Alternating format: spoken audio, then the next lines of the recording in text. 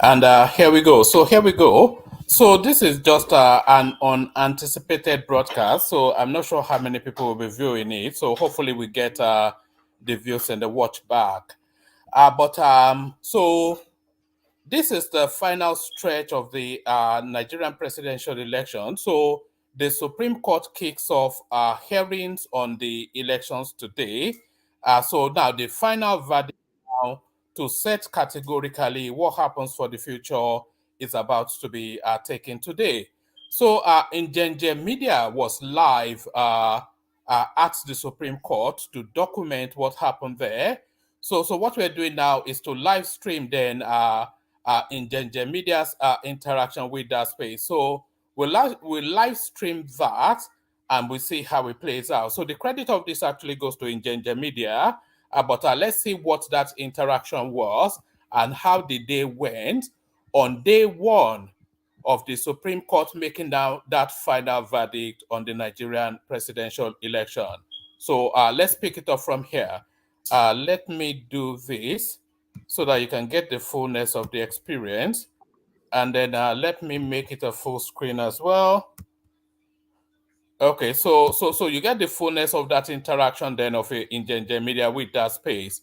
So we'll kick it off and then we'll see how the day went. Live at the Supreme Court. As you can see, the people are gathering for the case between PDP, Labour Party, and the APC, trying to get in. For some reason, they were not allowing cameramen to go in.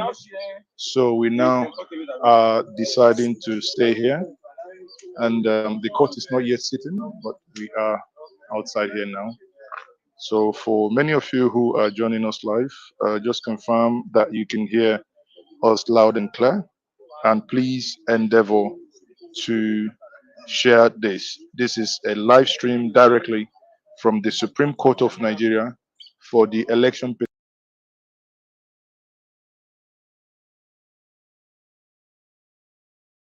And the APC, that is Shetima and Chief Bola Tinubu.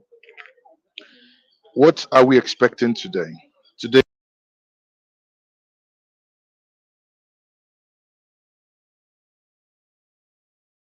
So I noticed that in Ginger Media has adopted that tonality that was introduced by Aisha Yesufu to their principal, and then he adopted it at that now infamous, somewhat ludicrous press conference that he had.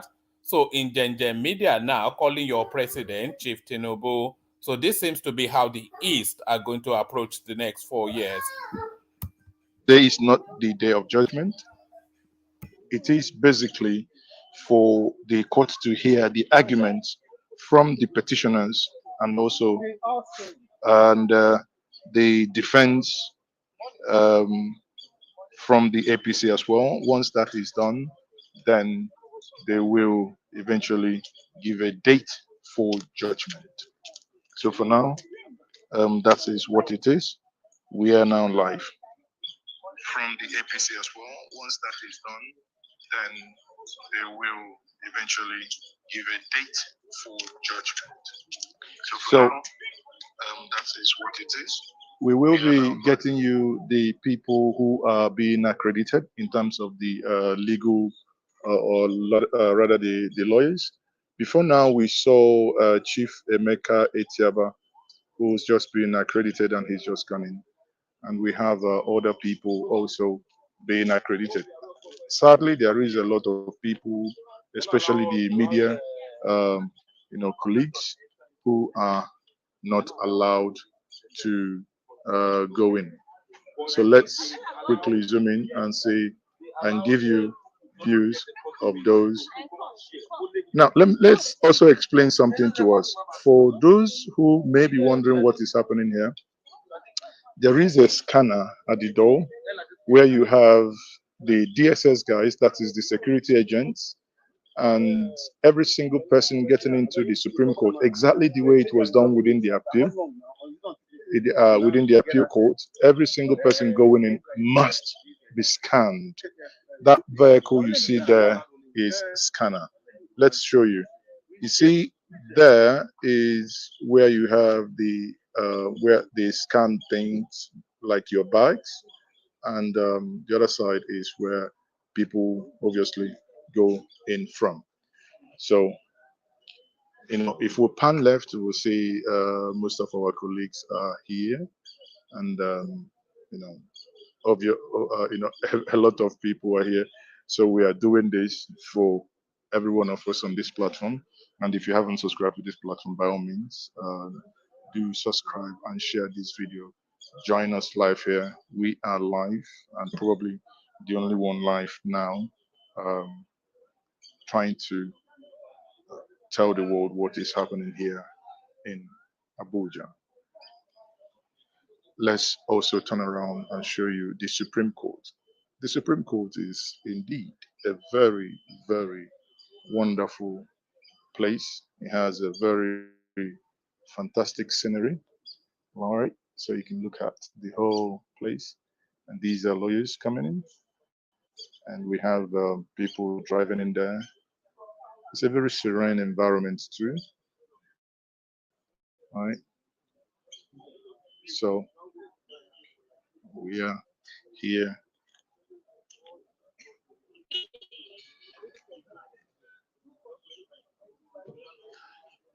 So if you don't mind, if you're joining us, if you don't mind, you can tell us where you are joining us from. Just drop your location. Drop your location.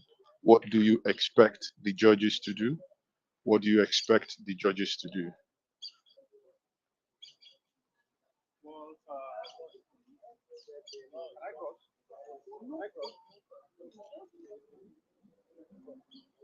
Tell us where you are watching from. Please do like this stream, like the video, and do not forget to subscribe.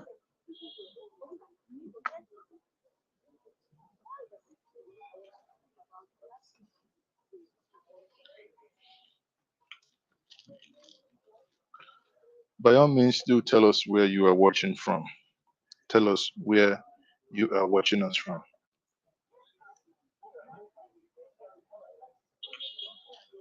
Tell us where you are watching us from. Drop that in the comment section. Like the stream. Like the stream. So the court will start in the next couple of minutes. And as the court starts, we will be giving you more updates as to what is happening. Some of us have gone inside the court. So what we will then do is we will be giving us information with those in the court as to what is happening. But here, which is even better to be outside the court, because in the court you are not allowed to have the camera in. But one thing we don't know is if eventually, like was done in the case of appeal court, if we will have people, or rather media, maybe the day of the judgment, coming to uh, report live from inside the court. So as it is now, we're going to be moving location. D, D. Okay.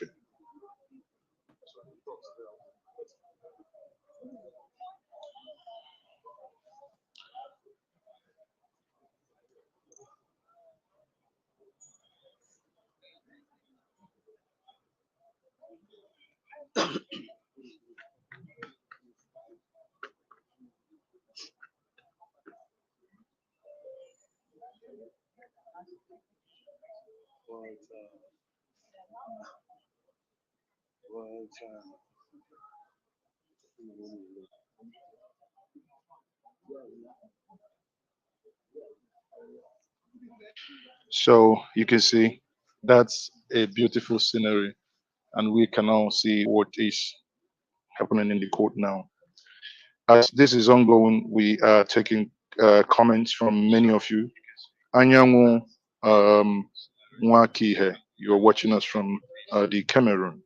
And we have Ade Suleiman watching us from the United Kingdom. We have Michael Chico watching from Thailand. We have Godwin Mamodu. I don't know where Godwin Mamodu is watching us from. Right.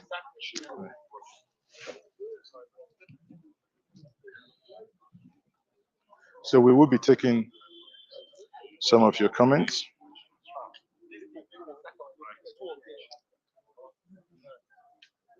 Let me go through where these people are, and obviously there is a slight commotion in the um, presentation of people.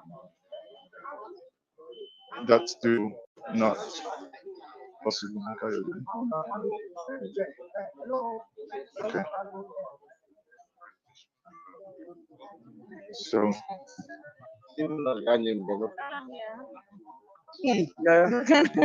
so Maz is okay walking down once more again.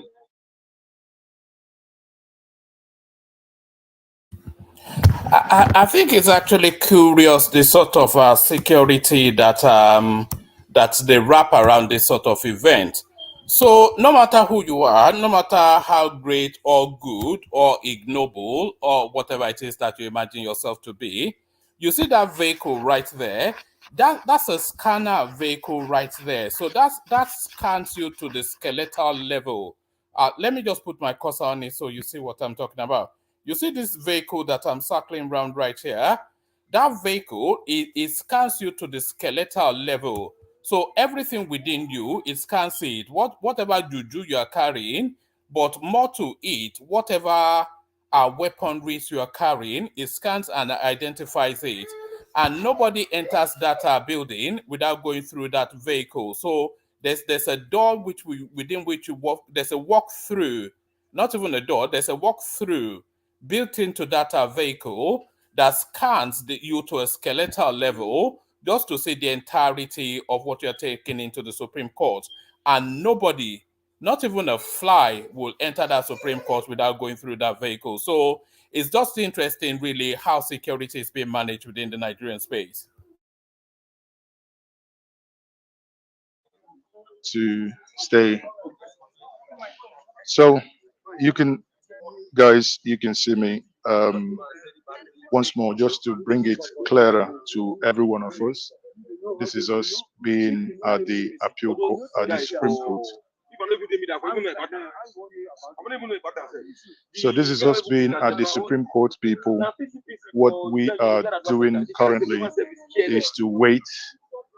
Some of the principals, we do not know if Atiku and P2B will be coming in, but we have seen some of the legal counsels, legal representatives be inside the court.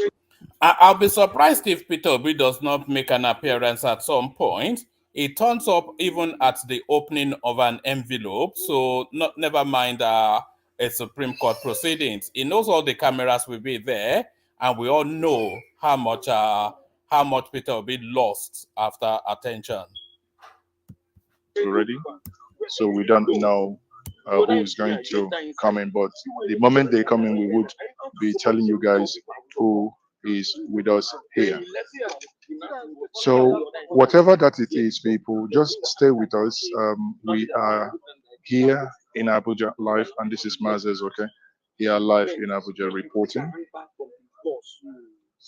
Like I said before, in case if you're just joining us, most of the cameramen are not allowed to go inside the court, which is a total departure from what we had from the appeal court.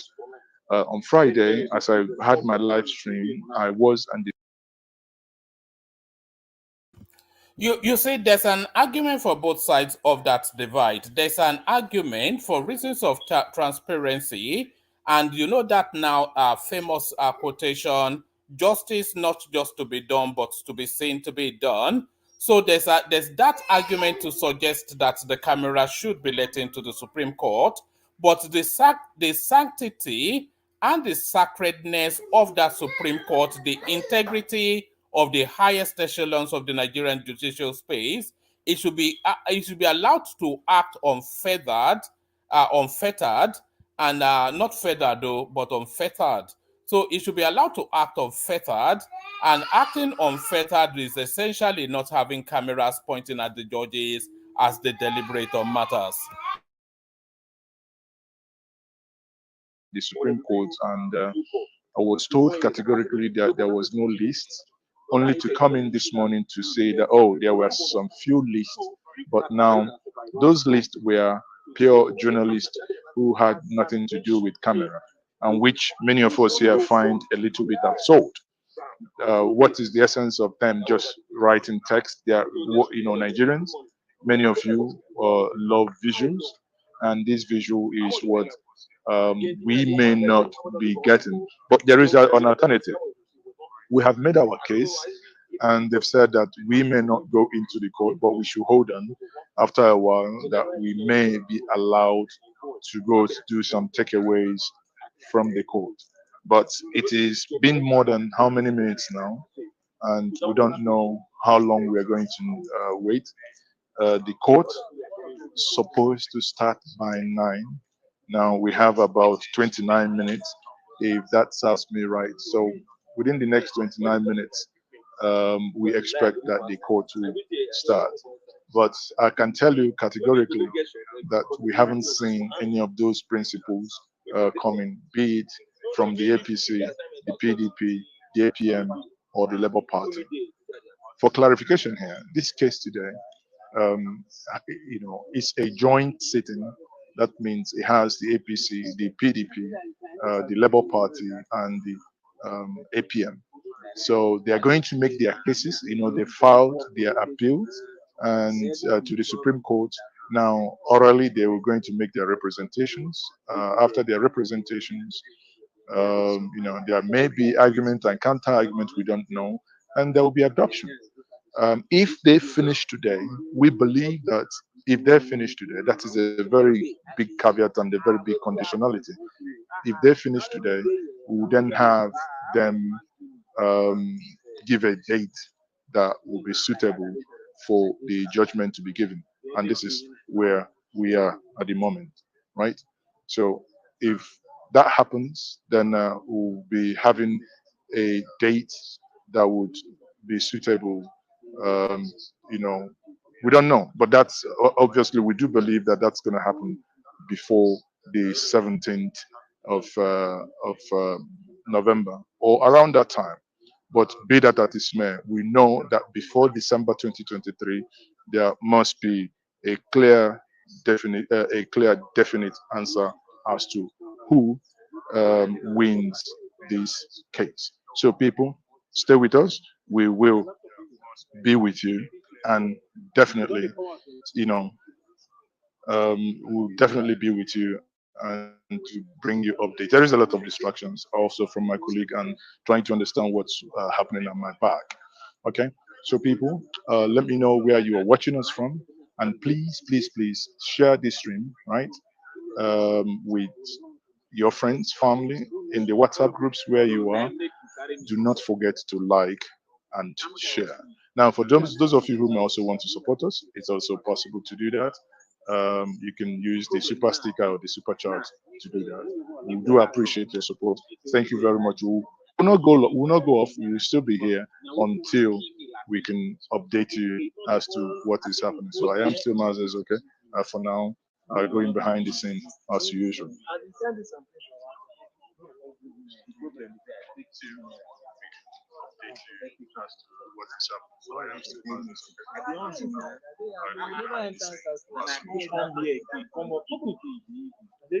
Let him come. Let him come. For you, You know what you would have done is you bring down your tripod so that you go on the low angle smoke. You can get it exactly to your head and you don't the head and just because you see that.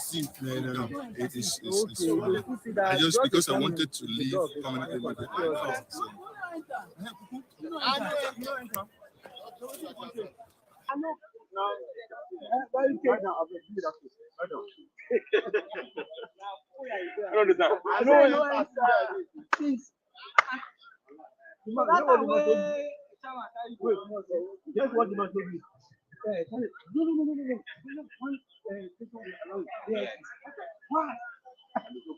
So people, you may be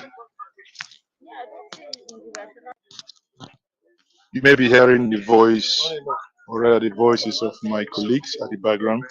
So what you what that means is that many of us here are not happy, right? Be it from channels, from AIT, from Danger Media, from TVC. We are all outside here, so do not think it's an Danger Media thing. Danger Media is an international media company headquartered in London, and they have offices in Nigeria. So, um, you know, the accreditation was one click on. I don't want to say what are things about those who at the wee hours of the night have gone in to submit names. We'll leave that for another day. So tomorrow we will help to ensure that this does not happen, because on the day the judgment will be delivered, we will definitely um, sort these things out.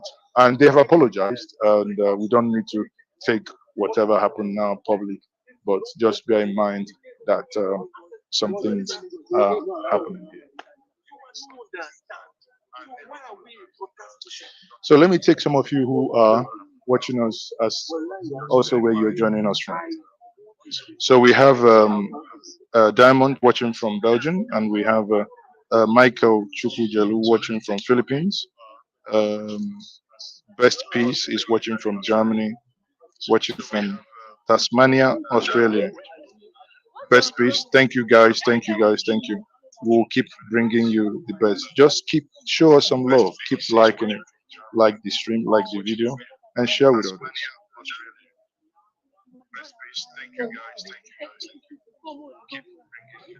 So what do you guys think? What do you guys think the Supreme Court will do?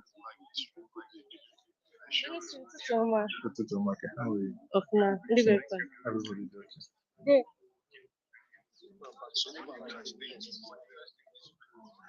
Okay, I'll have Odile watching from London, and we have Height Walk watching from Ghana. Wow! So it appears every Nigerian um, is here. Would you mind speaking to us? Over so I'm live. Hold on. Sorry, I have just stated. I have one of the legal team from Mr. P2B, whom you know very well. That is Otopubu. Otopubu is one of the lawyers here, and let us ask Otopubu what we are expecting. So just wait a moment.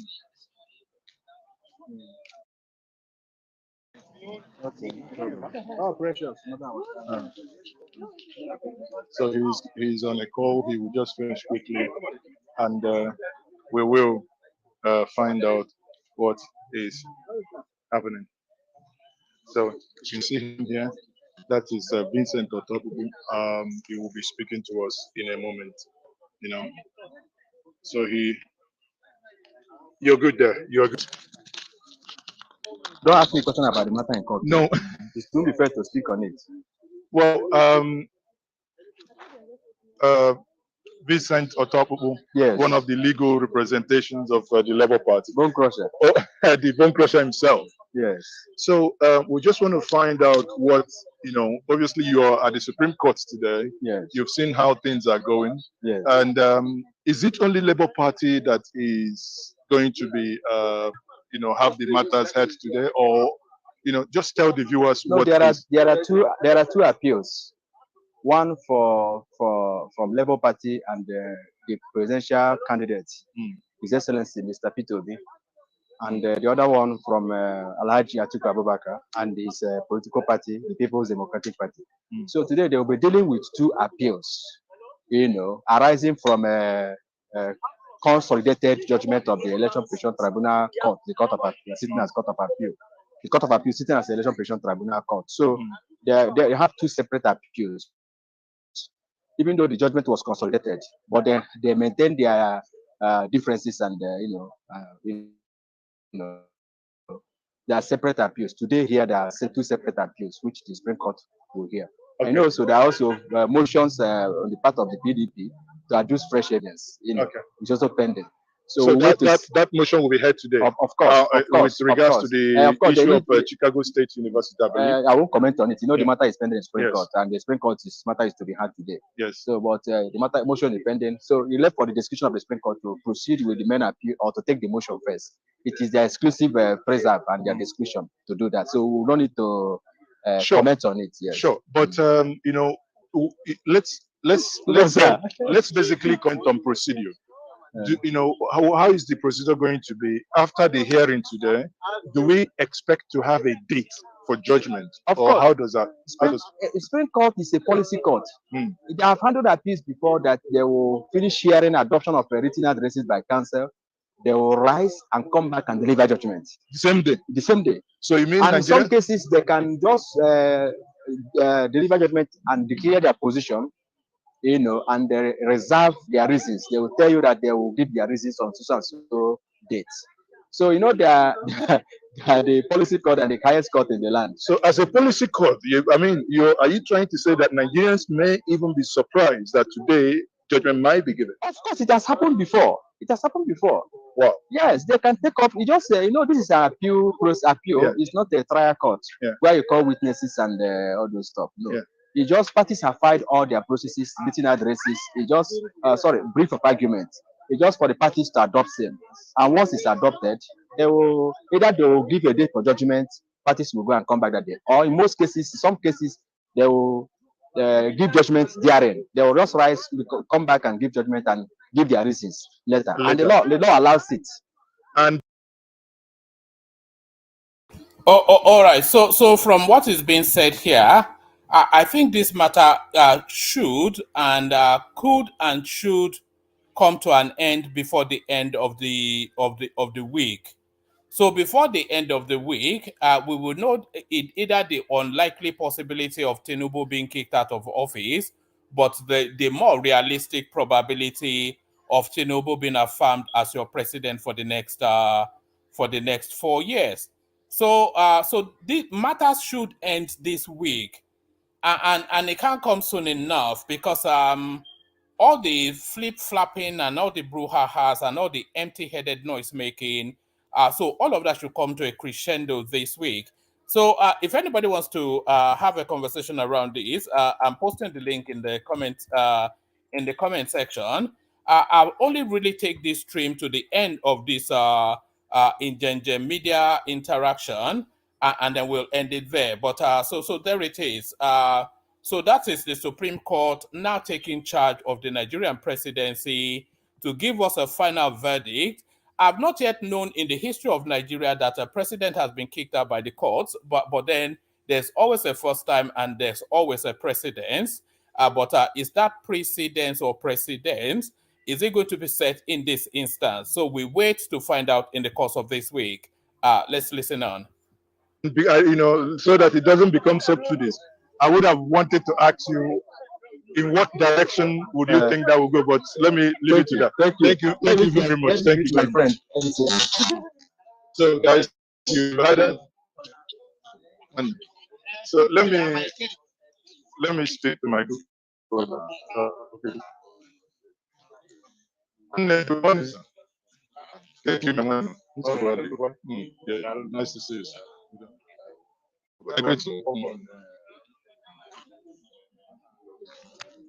Violence person. You're a violent person, so come and speak the violence person.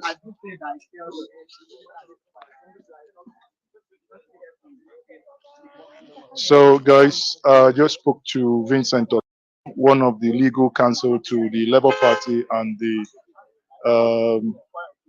he made it very clear that we should not be surprised if judgment is given today, that it has happened before, and obviously you heard that from him. But we are hopeful and are still watching out what is going to happen.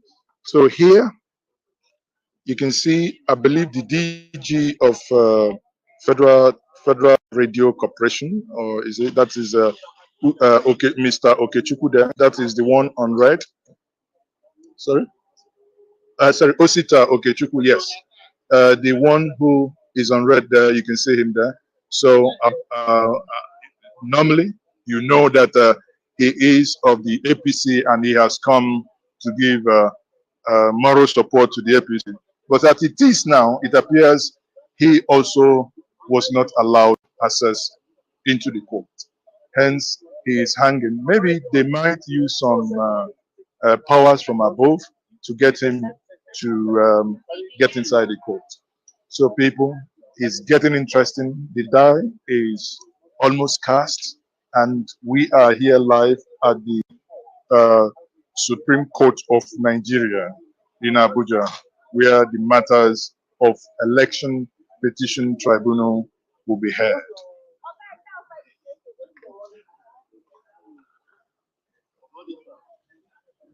So stay with us, people.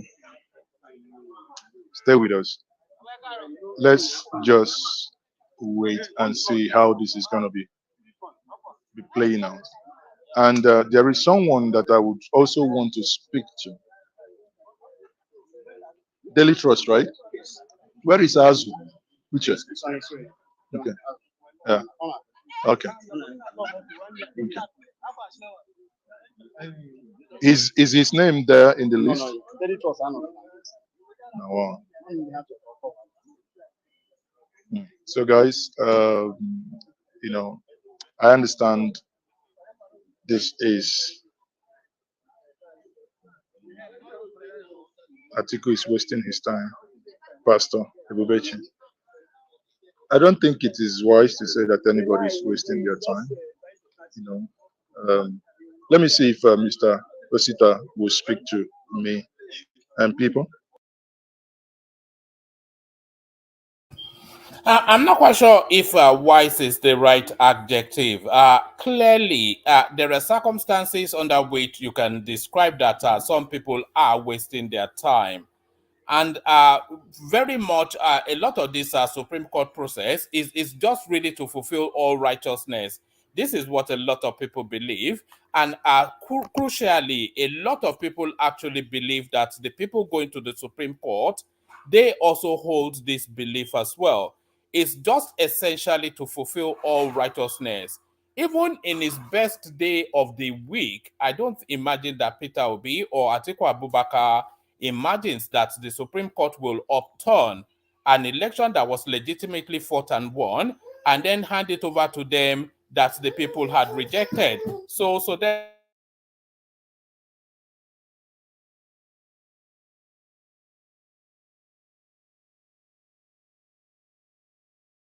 Osita Okechukwu, if he's going to speak to us, then I would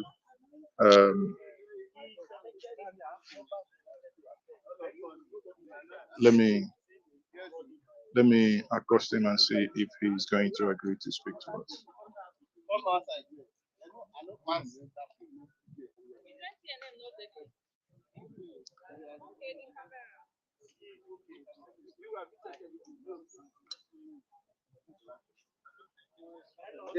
Vice President.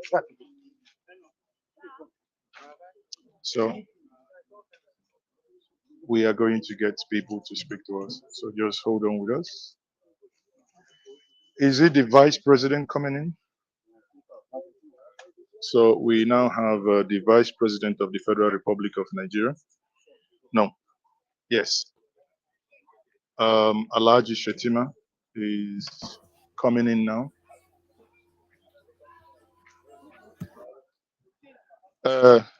Oguche, Kekimesa, Igekwitu 9.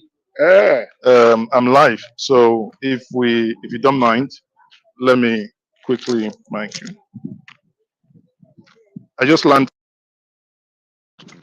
Okay. So he's here. That's your back here.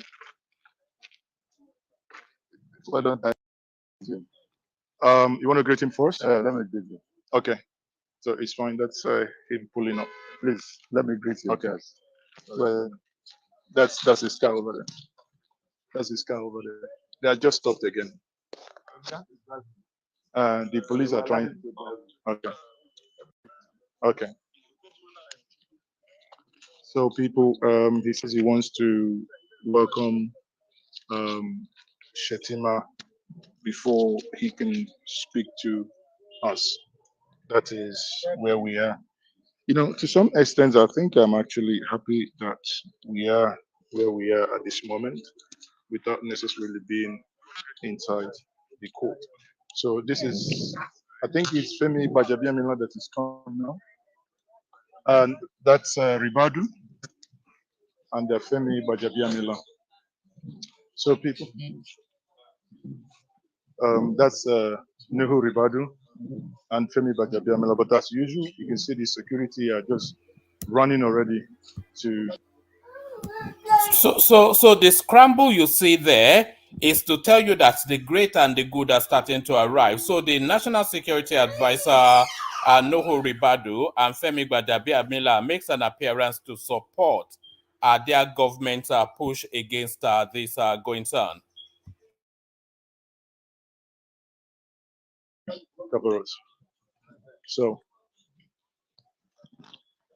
So we have the, you know, that's Ribadu just walking into the court now, and Femi Bajabiamila. Right. See, now he's greeting Mr. Uche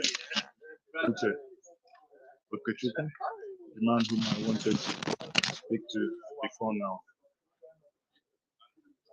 So let's see, they are going to obviously go through that security. I believe an exception was made by self-recognition that no one actually said or asked if their names were on the list. The lawyers are also not happy. The lawyers are also not happy. You can hear that because there are other cases going on at the appeal court, at the Supreme Court, that they were not allowed access to.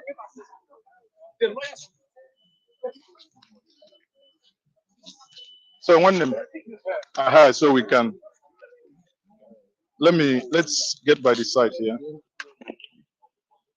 Okay, at least it's fine here. Let me get no, I'll put it back. Yeah, I'll put back the microphone. Okay. Good morning, sir. Morning, my brother. So it is very nice to see you at the Supreme Court today. Thank you. Now you can see how things are so far.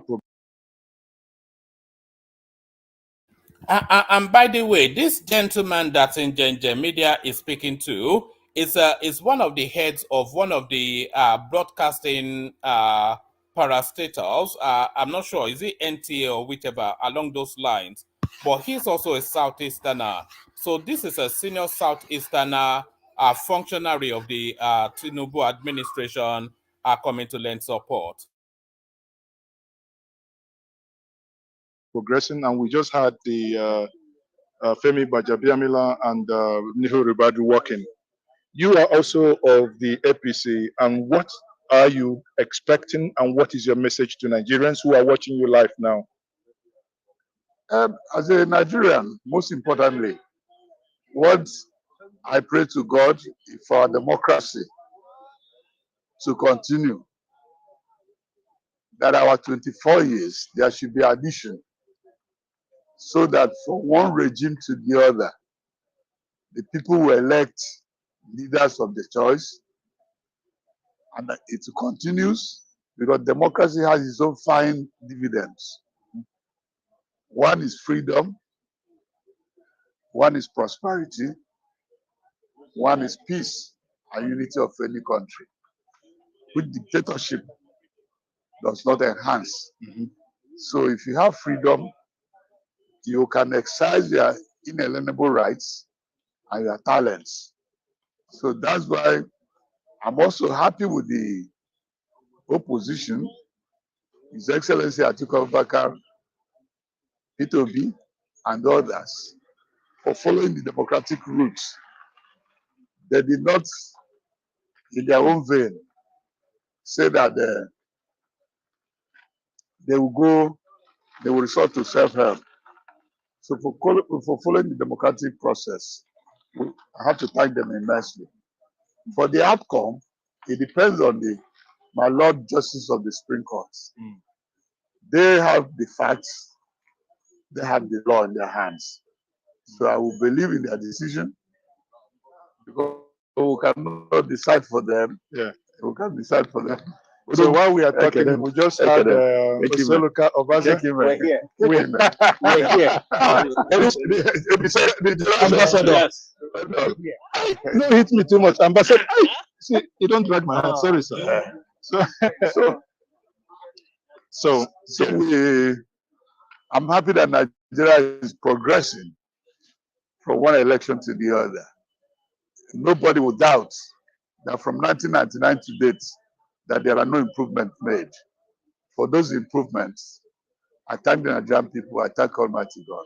You know, sorry, but you just mentioned about improvement, but many Nigerians would actually disagree with you that the 2023 election wasn't necessarily what Nigerians were promised. I mean, we had promises of having an electronic transmission, which eventually, from the argument in the at the appeal court appears to be, INEC had the right to decide how they will conduct the election, which is a total departure from what they were promised to Nigerians. And Nigerians are saying, especially the young ones, because we speak to them, we are on the streets, and they're saying, if this is how election is going to be conducted moving forward, that they will stay away because they do not see any reason why they should engage, and probably their rights and their will not be reflected on the outcome.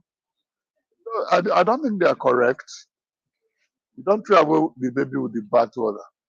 Yes, there might be some flaws. I think that is somewhat of a ridiculous argument that Indian media is presenting to this guy, by the way, that the young people, and I'm not quite sure where he canvassed that opinion to reach that conclusion, that the young people are saying, if this is how elections are going to be conducted, then they will stay away. So I think people, like his guest, they are happy for the young people to stay away so that they will continue to rule over and govern you in perpetuity. So this ridiculousness that, we're going to stay away, but there will always be a government, and that government will always have a say over how you live your life. So the ridiculousness of it that young people, who constitutes a young person in Nigeria even, because young is an ambiguity within the Nigerian lexicon, but this ludicrous argument that young people are saying, if this is the way it's going to be done, we will stay away. Just stay away now. And then say Tinubu is 70, you are complaining, you will have a 90-year-old person governing over you, and it will make decisions that will affect your life. So don't participate because you are too young and too funky to be part of politics, and then let people that you feel are not fit for purpose continue to govern over you. So a non sequitur, that sort of a narrative. But where did the media even canvass that opinion is the wider question. But that does not mean to tell me today that we are over 10 governors who ordinarily, if they say they want to go to the Senate, it is a conclusive matter, could not win their constituencies. And you tell me the election had not improved. I wouldn't say so. We are an Okada rider, defeated an incumbent federal house member, and today is a member of the federal house. And therein, exactly what you said, therein lies why the young Nigerians are saying this seemed to them to be a compromise system, because the National Assembly, the Senate that happened on the same day had no glitches, but the presidential appeared to be, it wasn't glitch free. So based on that, they are saying, yes, I agree, because, in your state of Enugu, we saw where a sitting governor, couldn't. It's not only Enugu. It's spread across the country. Exactly. And we had a former governor. It happened in several states. Exactly. And don't forget as well that I'm appealing to the youth, because I was once a youth. We are doing this kind of shouting after the 1983 presidential elections. Yeah. and the election, the democracy slipped off hand, did we profit? So what you are in Did essence anybody saying, tell you that the American people for over 200 and something years elected Donald Trump? What did they do? They voted for the next 4 years and voted him out. If you stampede democracy, you stampede it out of the system, and you have dictatorship, which is not as good as democracy we have already. okay, that's a fine argument. But before I let you go, I watched one of your interview on Arise TV. I believe if I'm not mistaken, that was the last interview you granted to Arise TV, wherein you made a case of, against Atiku, that or rather PDP, for not giving the Southeast the presidency, if I'm correct. That was your position. No, my position is basically that the PDP has a constitution. And under Section 7 of that constitution is expressly stated that power should be rotated between North and South for the peace, unity of our dear country. And that it is a convention as well that started in 1999. And His Excellency Atiku Abubakar was a beneficiary of that convention of rotation of president from North to South. Otherwise, if Umaru Shinkafi, he was also wealthy, Dr. Olusegun Saraki was also wealthy, Abubakar Rimi had all his capacity to bid, but they all willingly in 1999 buried their personal ambitions and allowed Southerners to contest. The outcome was that Chief Obasanjo became a candidate, Olufaya became a candidate, and Atiku benefited from that enterprise.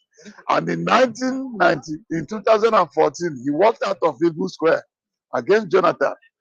That Jonathan was breaching the zoning convention, that it was the turn of the North. Pay attention. Yes. And joined us in APC and came third in the primaries and went back to PDP. And luckily for him, in 2018, presidential primary of the PDP, he was given no Southerner aspirant participated in the PDP primaries in Port Harcourt, but which was hosted by Wike. Atiku emerged. Now, when it was the turn of the South, to start with, I'm not particular. If you had given any Southerner, it could have been a case. But to zero it, the Southeast, PDP owns the Southeast. Oh, okay, so let's note what he said there first before he goes on to pivot it to an ethnic tonality. I'm not especially particular about wherever in the South it goes to. Because when power transition started as an argument within the Nigerian space, it was power to transit from the North to the South. So that was the original argument, and that really is the original agreement as well. The power transits after a 4-8-year term by whichever side of the divide, it transits to the other side of the divide. So it doesn't transit to a micro space within that subdivision. It transits to the broader division. So what am I saying? When power transits to the north, it doesn't necessarily transit to the north central, the northwest, the northeast, or the north whatever. It transits to the north presents a candidate, and that candidate then, if he's able to make a convincing argument, wins the elections. If power transits to the south, it doesn't transit necessarily to the south-south, the southeast, or the southwest. It transits to the south, and the South presents a candidate, and if he's able to present a convincing enough of an argument, then he wins the day. So that's the loose or unwritten but spoken agreement within the Nigerian states. So now this now trying to micro it into a subsect of a subsect is a new phenomenon. This is our turn, whatever. This turn by turn Nigeria Limited is a new phenomenon within that already wider understanding of power transiting from north to south. That's what I'm saying. So in this case, but one would have expected that you That's Alhaji Ganduje. That's Alhaji Ganduje walking in now. The former governor of Kano State just walked in and he's just greeting. You can't tell them that's corruption. Because by the time that came, you don't see color On the man, sorry for choice. Can I let my mic? I will not choose here, but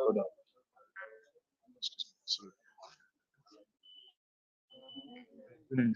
Wait.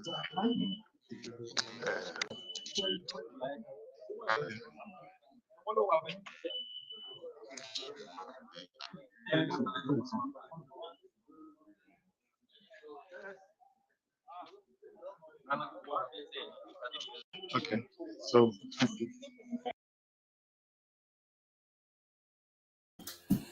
Just from the retinue of the people that have walked through that security vehicle so far, Nigeria's debt could be paid off. Between Ganduje, Gbadabiamila, and Ribadu, the monies that these elements would have looted will probably pay off all of our debts. Just those three people.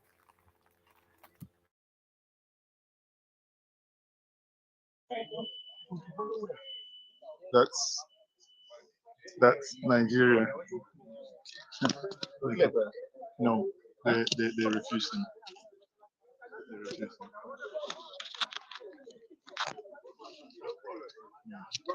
Man, thank you very much. Thank you. Thank you very much. Thank you.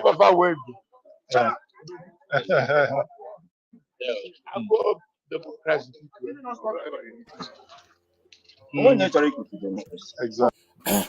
You know, one of these days, I'm going to have a stream around this sort of outfits that we're looking at here.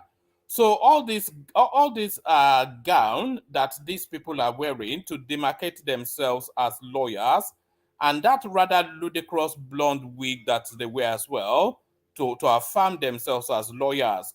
Does it have a space within one, our judicial system, and two, our climatic conditions? So we live in a humid, a very hot environment.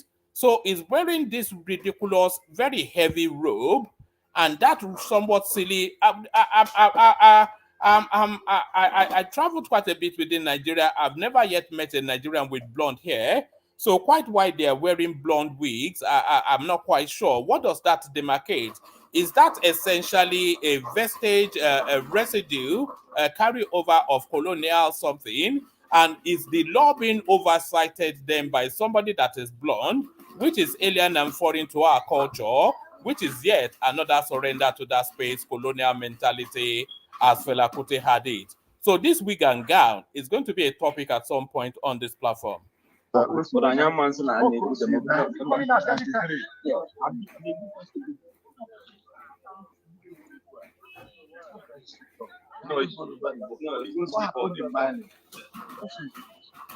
not saying it's impossible. Yes.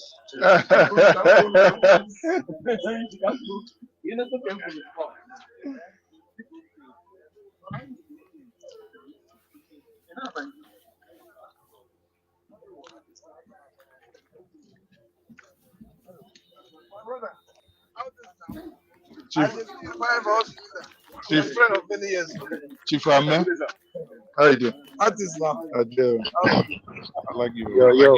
That's one good one. Fine. I just come off like my friend, my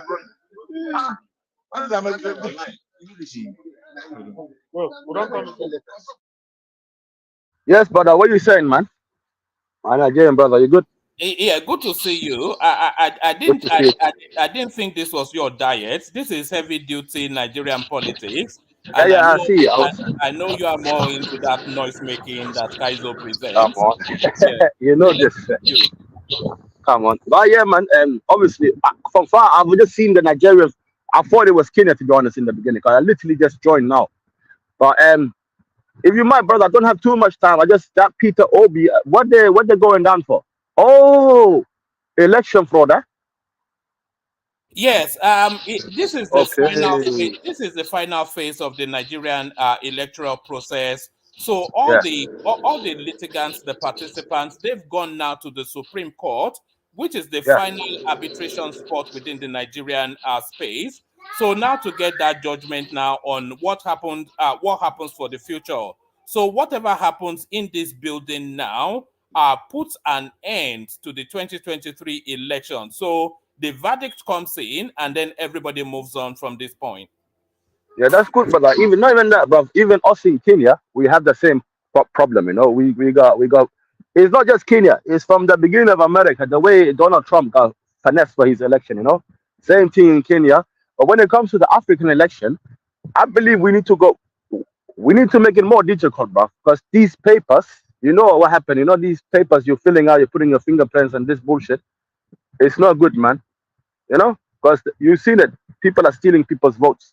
It's so easy, you know. Especially first of all with this Tinabu. What's called Tinabu, yeah. But we all know, but this guy is he's a known ex-drug dealer in Chicago. You know what I'm saying? Him and his family made millions and millions of dollars from selling drugs. So, bro, like there is no moral in this guy. His history is already out there. He's got no moral capacity to be leading a whole nation of 200 million people. You know what I'm saying? That is where my fear is, because with Nigeria is a big population, and one thing you don't want in Africa is Nigeria to have some type of fighting, in-house fighting, you know, because it's gonna be very ugly. That's all I'm gonna say, you know. So hopefully, man, they kick him out. All right, brilliant. Well, hopefully they don't, because then that will create a mess. But it's just really interesting to see how the outside sees us now. You've just taken it for granted now that Tinubu is a known drug dealer and all of these things that you said.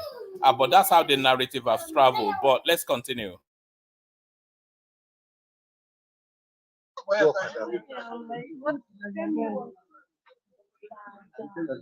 So you guys have heard the argument made by Chief Osita Okechukwu. But again, many, including myself, will respectfully disagree with him that because we want to keep democracy doesn't mean we have to abuse the processes that brings things to bear. I'm live, so if you want to speak to me, you come live.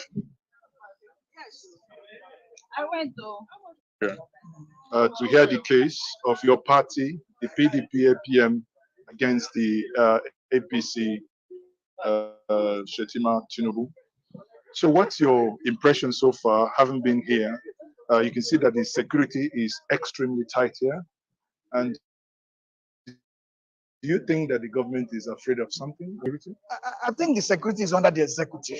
It's not the control of the CGN or the judiciary But they can make a request. They can make a request, but anything directly that comes that directive for approval must come from the executive. And that's why we want to avoid something like state capture, practice space, in the sense that we must have this litigation, this litigation head, and dispense with before any person should be sworn into government. It will allow for free hand. It will allow people to have confidence in the process. And if you look at what Jega said, Jega clearly said that things that must be done. And these are the things we'll be crying out, even while Jega was in office, that the appointment of the INEC chairman should not be done by the president. And that's why we come with Justice Way panel, where they say this commission should be unbundled to have different facets, that those who will be responsible for political party registration should be different. Those who will be responsible for election should be different. Those who will be responsible for managing delineation and other activities of the commission should be different. And there should be a commission that will be responsible for electoral violence. So no, sorry, let me stop you there. Doesn't it appear absurd for you to hear Professor Mahmoud Jega say the things he said? Because while he was in office, I understand during the time of was it IPAC and CUPP, you guys worked closely with him. So why those things he's now speaking about now, why didn't he implement them?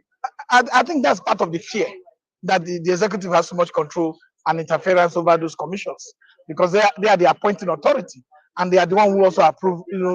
Yes, I get their money from direct light charge today from the CBN directly, but it's not as effective as should be. There must be proper strengthening. What the fear is that If he's saying it because he's out of office, the person there now, Mahmoud Jega, will also say things after office because they are afraid. They don't have they believe that the executive has overbearing authority over the actions of the commission because they appointed all members of the national commissioners. All members of the national commissioners are appointed by the president. The chairman himself is appointed by the president. All right, so we had this debate now that they are having on the screen. We had this debate just about 2-3 sessions ago that the executive, which is to say the presidency, should not have the responsibility of appointing the INEC board or chairman. Because it's a self-defeating ideology. It's a self-defeating process. So just for the benefit of people who may not understand what's being spoken about, the INEC chairman, INEC is the body that superintends the Nigerian elections, and the sitting president appoints the chairman and the board of that INEC. So if the sitting president appoints the person that is going to organize elections for his re-election, or if he's completed his 2 terms for the continuation of his party institution, then he's more likely to appoint somebody that is sympathetic to that agenda than not. So already there is a fault line there already that stymies any possibility of a free or fair election. And that is where the narrative is. And this is what this man is talking about. And this is what a former chairman of INEC, Atiku Jega, came forward to propose to the space as well. That the responsibility for appointing the INEC chairman should not be vested in the hands of sitting political situations, because sitting political situations will want to self-perpetuate, and that self-perpetuation will skew at the sort of person that they are appointing to that position. So that's the conversation going on.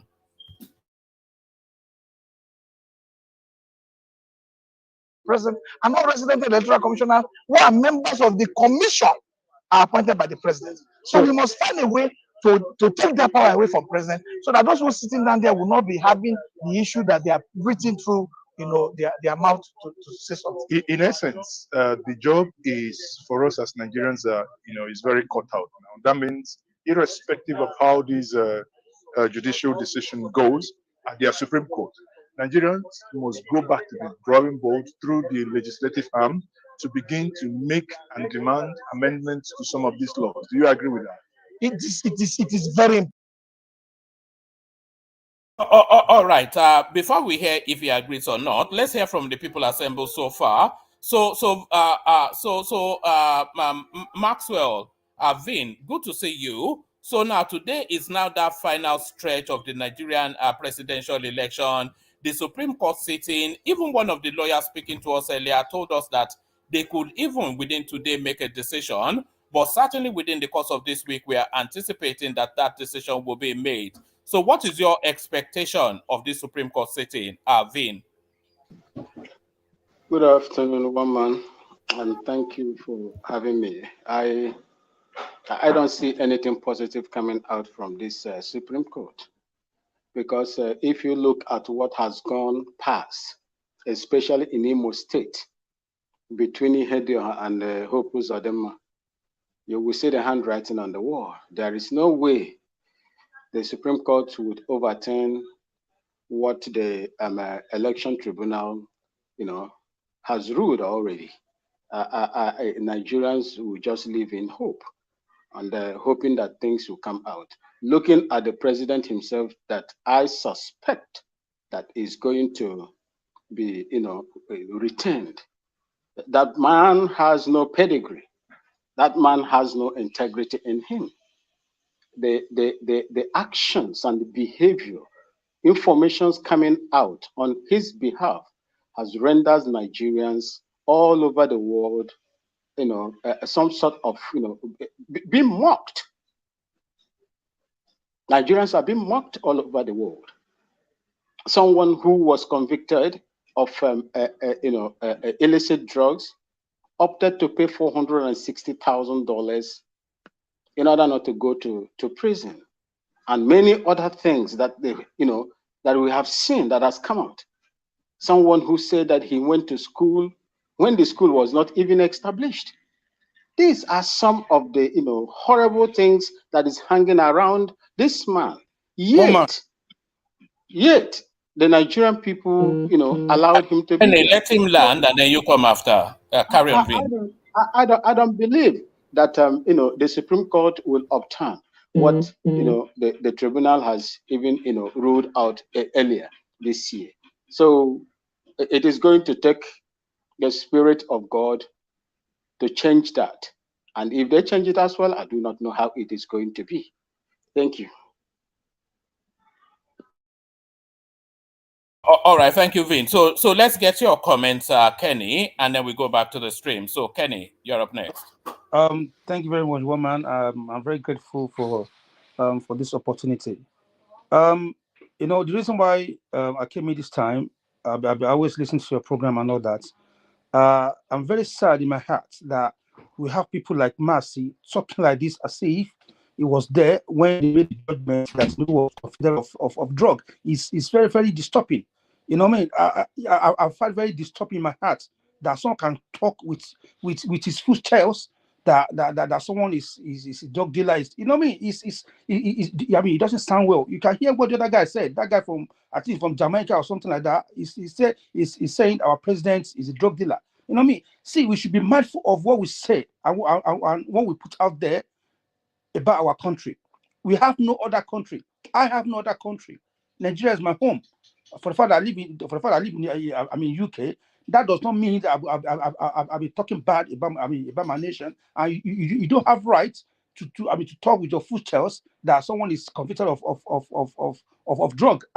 That is lie. You guys just stop all this nonsense propaganda. You guys are spreading across the nation, across the whole world. It's unfair. You know what I mean? So we should be able to say the truth to the public about our country.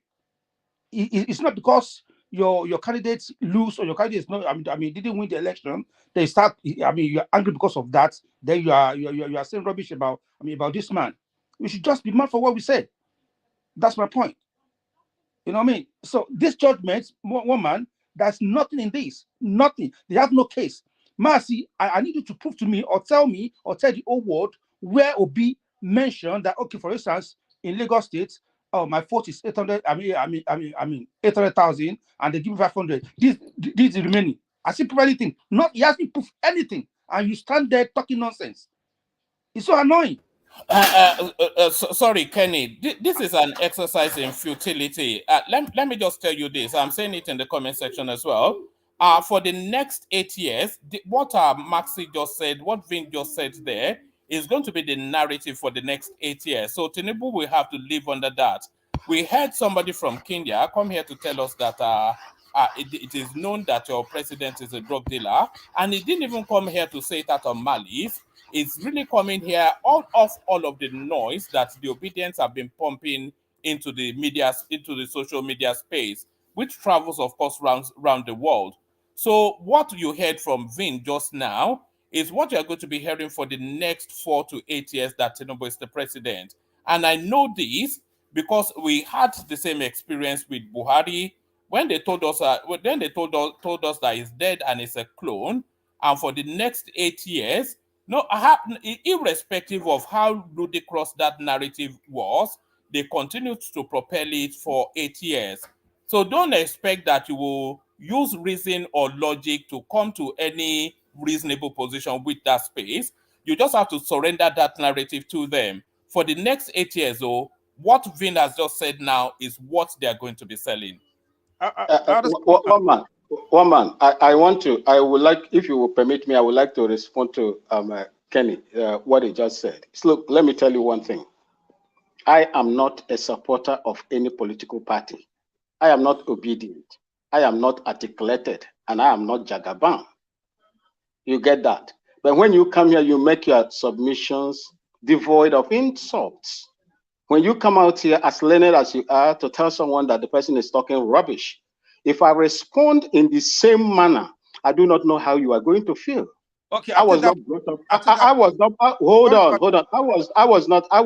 I did not interject you when you were speaking. You tried to interject me in the first place. I am just airing my opinion. There is no president-elect in Nigeria that has ever had the kind of controversies hanging around the man that is there.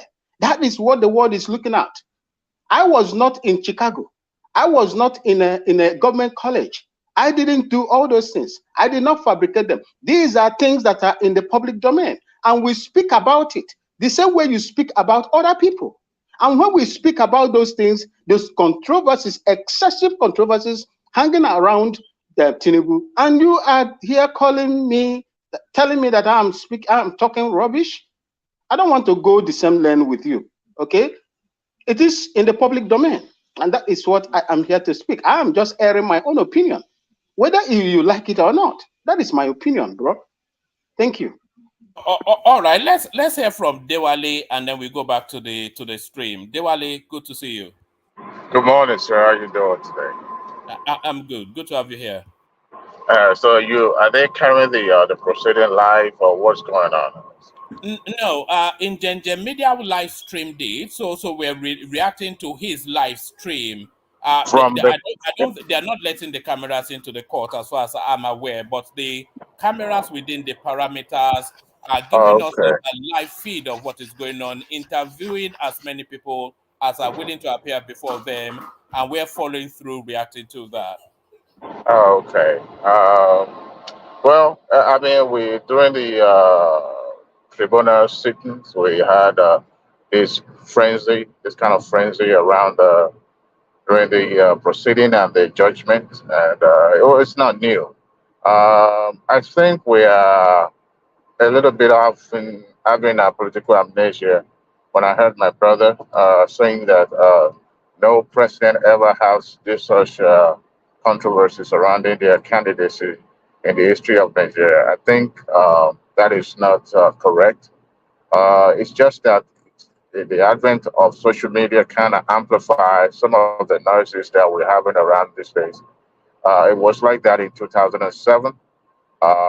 There was, as a matter of fact, the anger that was directed to the departing president at that time, President Obasanjo, because it was, stoic and standing behind his preferred candidate.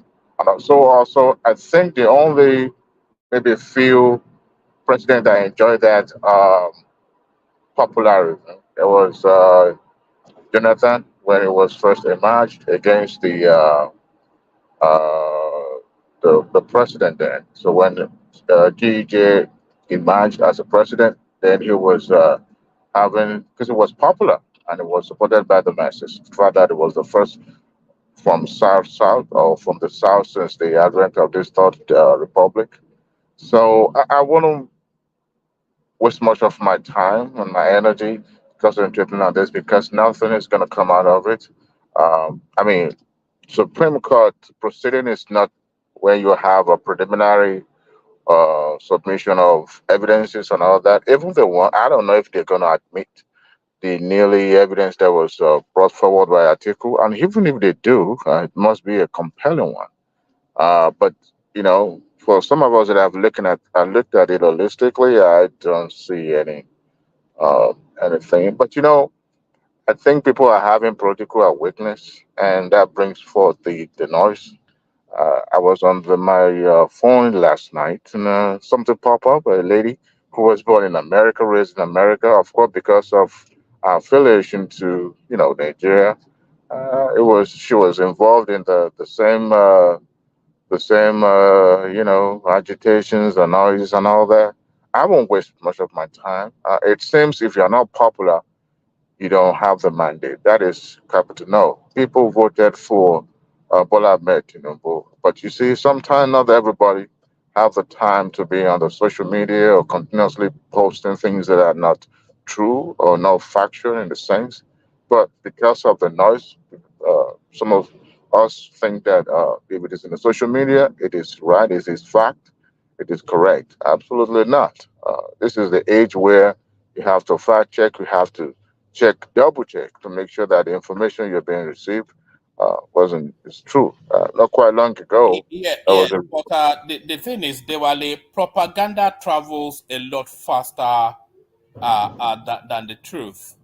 that is true. Yeah, so lies and titillation and salacious sort of narratives, they travel a lot faster because people like to hear dirty leanings of the great and the good. So those sort of things, they travel a lot further, but then when the facts don't really travel that much to catch up with them. As we just witnessed, there was a Kenyan guy that came on earlier that said, "Oh, well, just surrender. Your drug dealer president is too powerful for you," and not just on this stream here, and he wasn't even saying it out of malice, but that drug dealer narrative that the obedient spaces have been pushing relentlessly into social media. Maybe their thinking is that it stays within the Nigerian conversation. It doesn't, because the social media is global and the whole world is seeing what you that purpose to be Nigerians are saying about your president. So now a Kenyan just casually comes into this stream to tell us that, yes, of course, we all know that your president is a drug dealer. We know because you told us so.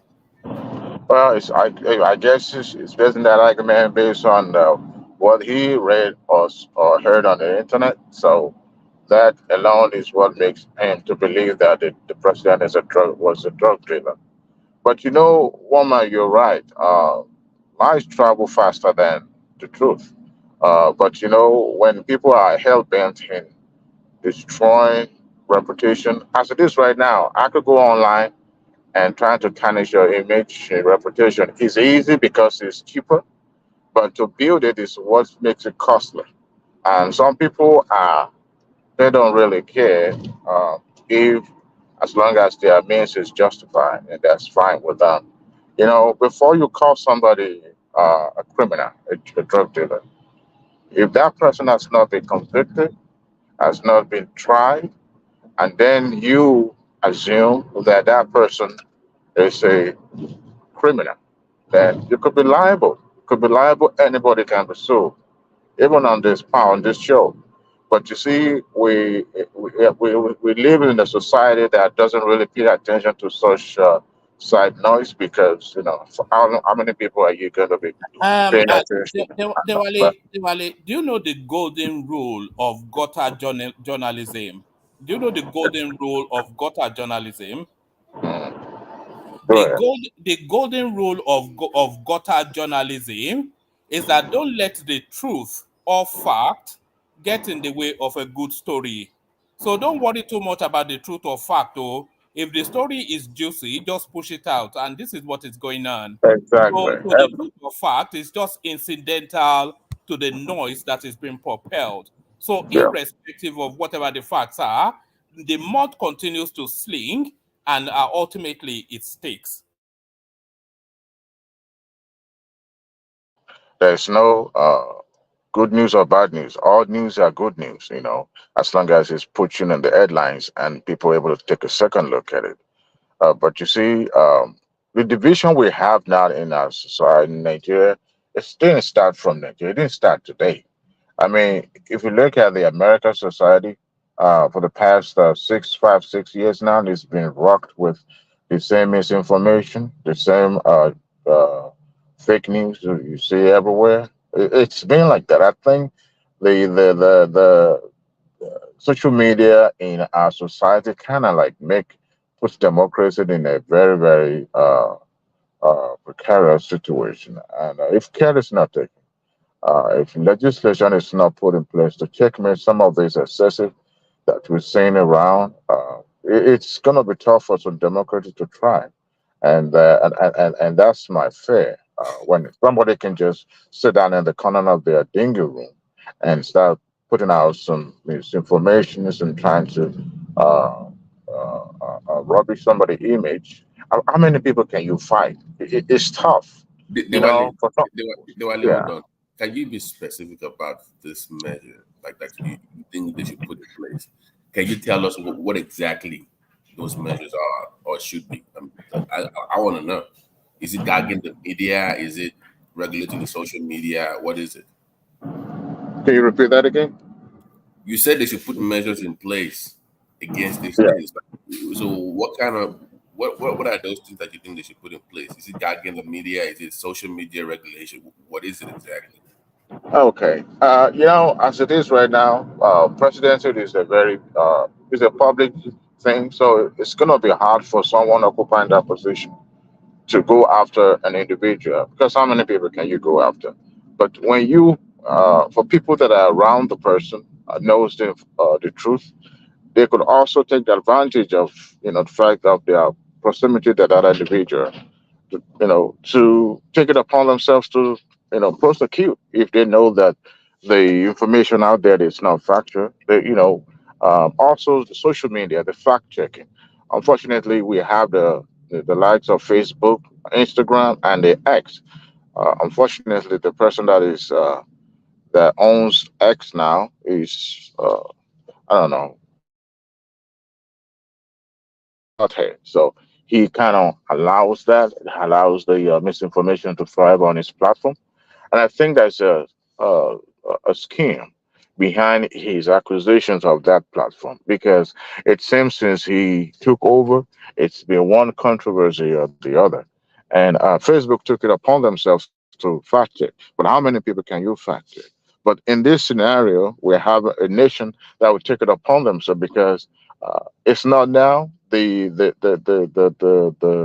result of sitting down not doing anything could put the country in a very bad shape. So what I would suggest that the government do is to, people might say that, well, it's going to hamper free speech, but a free speech that is going to destabilize a nation, a free speech that is going to, not just destroy the unity and the stability of the nation now, but probably put it in a situation that will put it in an extent, in the future. So I would suggest that, put a measure in place by the National Assembly that before anybody posts anything in that space in Nigeria, that they think about it twice before posting it. Otherwise, there will be some stiff penalty, or sort of, so that people will be cautioned uh, before posting stuff.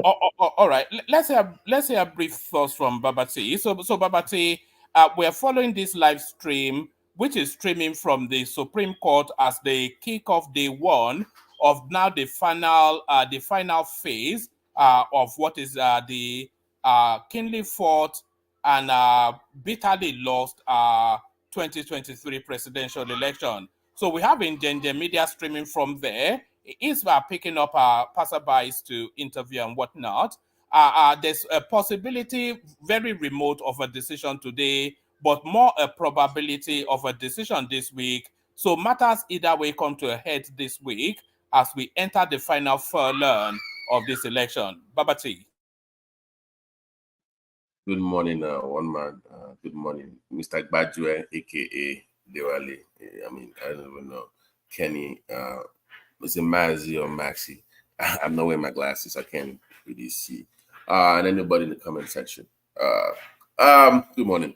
One man. I think we've always. I mean, the days here. Did they deliver that judgment today, or just gonna move? This is the final day, right, Mama? This is right. This is the final.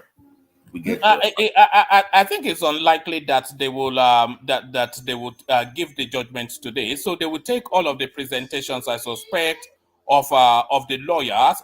That they will get like a 15-minute slot to back up whatever it is that they've already logged with the Supreme Court.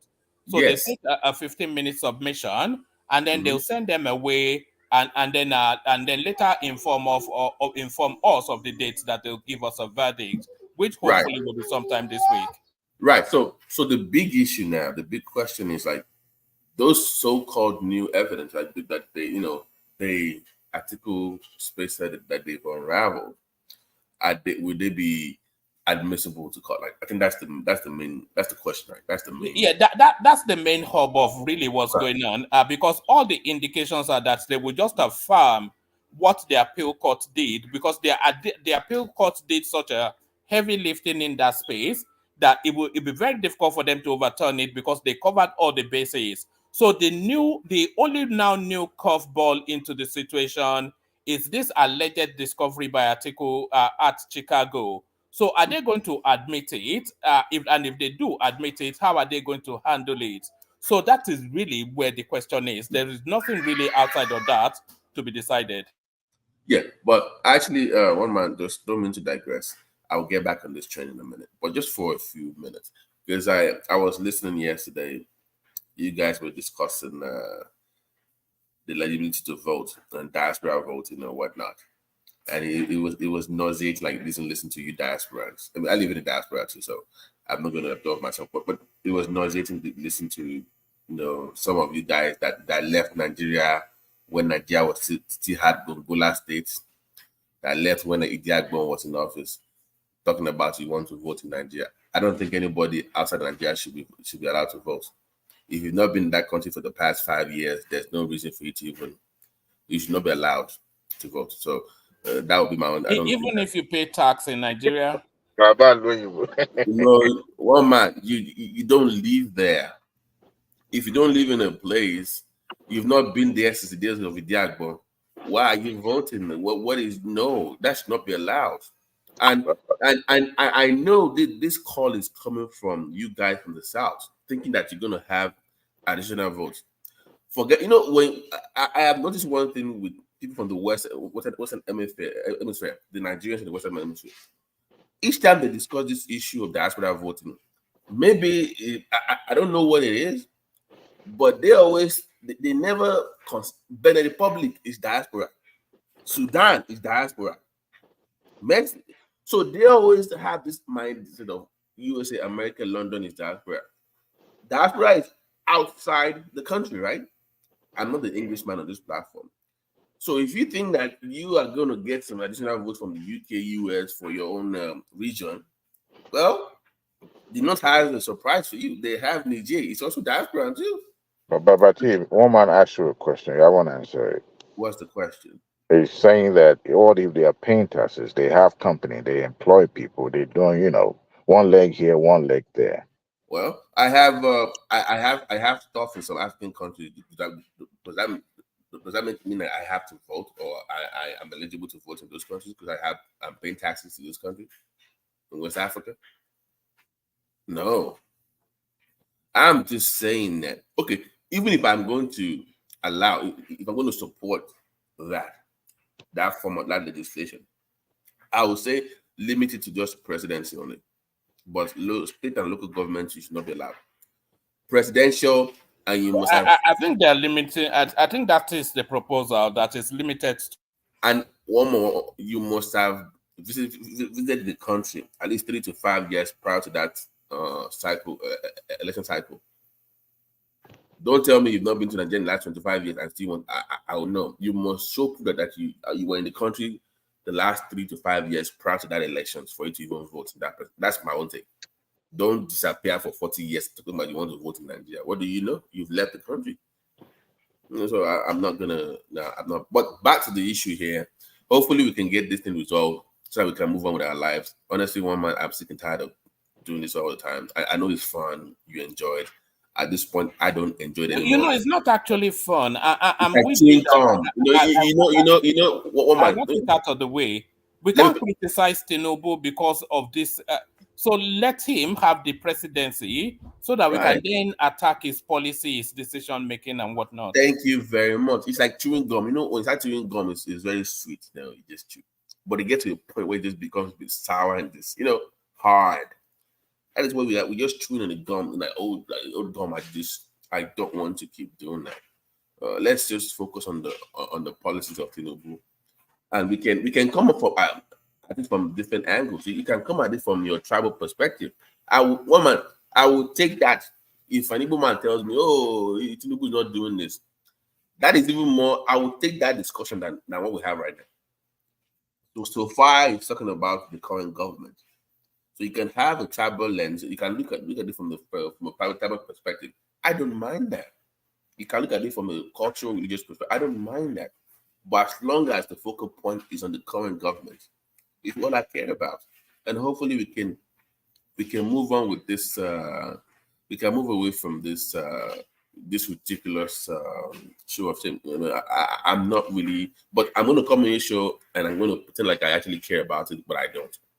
And by the way, Babati, I wanted to just ask you 2 questions. Yes, sir. These people that you are dismissing, that they are not qualified to vote simply because they live in the diaspora, are they not Nigerians? Are they not carrying Nigerian passports? And the second one, looking at the the impact they make in the economy of Nigeria on annual basis, is it not conducive or accepted for them to at least decide who governs the land that they were born? Thank you. Okay, so let me take the last one first. So the constitution of most countries, when it comes to let me just limit it to the Western hemisphere, like because the champions of democracy, they promote democracy. One thing about the tenet of democracy is that they will tell you, even if you read the laws and the tenets of democracy, it tries as much not to give you a leg up or an advantage based on your influence or how much money you have. So if you go, even the Supreme Court of America once ruled, I mean, they've changed it now, but back in the day, it's like every vote counts. The poor, the rich, everybody counts. Everybody matters. So if your argument is that, well, you should have a say because you have more money, so you contribute more, then that is not really democratic. It's not really a democratic statement to make, in all honesty, because you are justifying your own take or your own input based on how much you give the country. So therefore, because I give Nigeria $10 million every year, therefore I should be able to vote. No, because you are then poo-pooing the poor in the country. It is based on people. So you need to make a clear distinction now. Is it of residency or is it of indigency? Well, Babati, I think. Let me finish. Just 1 second. Just 1 second. I think paying taxes shows that you are not just invested in the place. Your presence is also felt in there. That's what my. That's why I'm with you. I'm with you on your suggestion that people outside Nigeria shouldn't bother voting, but I'm just also considering that argument, that fact that you have your investment, you are one leg in, one leg out, and that reflects your presence. So don't you think that can be considered as well? Okay, it's about interest, right? So if you I live in America. I've lived here about 20 plus years. I'm sure you've been out there for so long too. If I want to vote in the presidential elections or any elections, me living in America will influence that vote. My mindset influences that vote. My own business interests will influence the way I vote. So what if the way I think conflicts with the majority in Nigeria? So it's about interest at the end of the day. And I don't think that anybody residing outside of a place should be allowed to vote. And I put a little caveat to you. I said you must have been to Nigeria for the past 3 to 5 years. So my own connection to Nigeria in terms of when it comes to voting is more than just sending money or sending funds. You must go there often and show proof of that.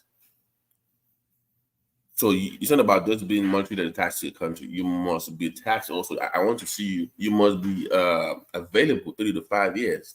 Don't be like one man that's not been to Nigeria since 1982. And imagine one man voting in Nigerian elections. I mean, do you know how bad that is? But he's always speaking about Nigeria and everything that happens there. No, but he's well acquainted with what happens there, No, but his viewpoint is British.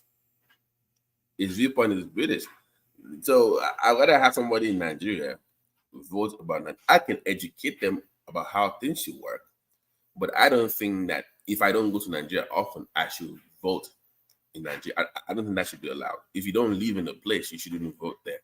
Business interest is something completely different. So let's not. But your first question again is, you said, are they not Nigerians? Of course, you're Nigerian, but you're also British. You're also Mexican. You're also Japanese. You're also American. So you have divided allegiance. So you are as much Nigerian as you're American. So will I want somebody that has a divided allegiance to vote in my own elections? No, I want your undivided loyalty to a place. That is more. I think that should be the very question. Undivided loyalty to a country. That is what I think should qualify you to. I mean, and if you have to even sidetrack that or bypass that, you must visit that country often, 3 to 5 years prior to that election to vote. That would be my own take on that. But this idea that I'm going to allow you to vote just because you have a Nigerian passport. If I have kids in America too, they will be getting the Nigerian passport in a few years. Shall we now say because they have a Nigerian passport and their parents are Nigerians that they should vote to? No, to just having a Nigerian passport is not enough, in my opinion. It's not enough. Because you can get a Nigerian passport by virtue of your blood. So that's even good. One man has kids, I have kids, Badger has kids. Their kids probably have not been in Nigeria before. So should they also vote because they're Nigerians? No. So there's more to this than just having a Nigerian passport, Maxi. I'm sorry for using woman as my example. I know you probably didn't like the British take. I always come at it. I always come at it. Woman will come after you. You are trying to disenfranchise him. No, but why? No. One man, are you there? One man, seriously. One man, are you there? Maybe it's not there. But why would we allow one man to vote? Seriously, Max. Why would one man be allowed to vote? Why? No, seriously, no, seriously. But one man is well acquainted with even more than those that are living in Nigeria. You know that. You see, no. But Max, that's the issue. That's what you guys. We have this attitude that we know better than them, and we need to be careful how we communicate this. There's this need for Nigeria to evolve clearly in all aspects, economy, politics and stuff. So if I think I know better, I have to be careful of how I communicate that to Nigerians back home. So we always talk like we talk above them as opposed to talking with them, having a conversation with them, having experienced how things work in the West. So if I want to educate you about something, I don't talk down on you. So it's how you communicate those improvements, the need for improvement, I mean, is very important.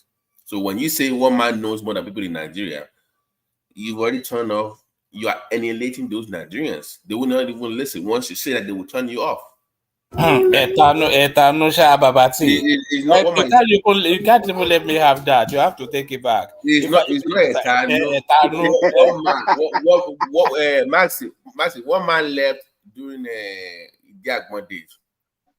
Okay, that is what he left Nigeria and he's not gone back. So why would you let him? And since that time, he hasn't come back to Nigeria. Exactly. Right? So what does he know about Nigeria? One man, sorry, let me leave. I'll come back later, sir. All right, thank you, Kenny. Yes, we will bring it to a close in about half an hour or so, and then of course later on tonight we'll really go into the Supreme Court. Thank you, Kenny. All right, no problem. You're welcome. Bye. All right, so that's my take on that one. So one man, but what are you looking forward to though? How do you think this will turn out? I'm only really looking forward to this process coming to an end, because the curious thing is I'm not even the biggest Tinubu fan. I'm a bit, I have a side eye on the guy because he's a bit dubious of a character. But all of this noise now feels it puts you in a position where you have to sort of push back against it a little bit. But once the Supreme Court judgment comes in and there is no room anymore for anything other than just vacuous noise in the ethers, then we can focus really at holding this government to account. So we're not going to let him get away with it the way we let Buhari get away with it. Yes, and I agree with that. That we need to start, But our Labour Party don't get me started on that because I was laughing driving. I was driving and I laughed so hard when you brought up that story again. The response of the Labour Party members in the House when they said, I think you had this headline that will Aburi give us the SUVs? So I don't know, something like that. Like because the story prior to that was he told them not to take the SUVs and they said no. and they didn't respond. And I think you had the airline like, "Oh, is Apuri going to give us the SUV if we turn the one down from the government?" And I was just laughing like. So they're the ones that are supposed to championing all this like the way you feel about Tinubu. That should be coming from Labour Party. I mean, those in the House and those in the Senate. They should be the one challenging the system, because that's the reason why people put them in there in the first place. But they're not doing their job. So people like us from the outside, we can then, do the best we can and, put the pressure on the government. That's very important. So I don't mind, once again, even if it's coming from the tribal perspective, as long as it's focused on Tinubu and about its policies, I will listen to what you have to say. So that's where we should be, one man. All right, brilliant. Let's watch this for another 20 more minutes or so, and then we'll just close it off with remarks. One man, please permit me before you roll the video.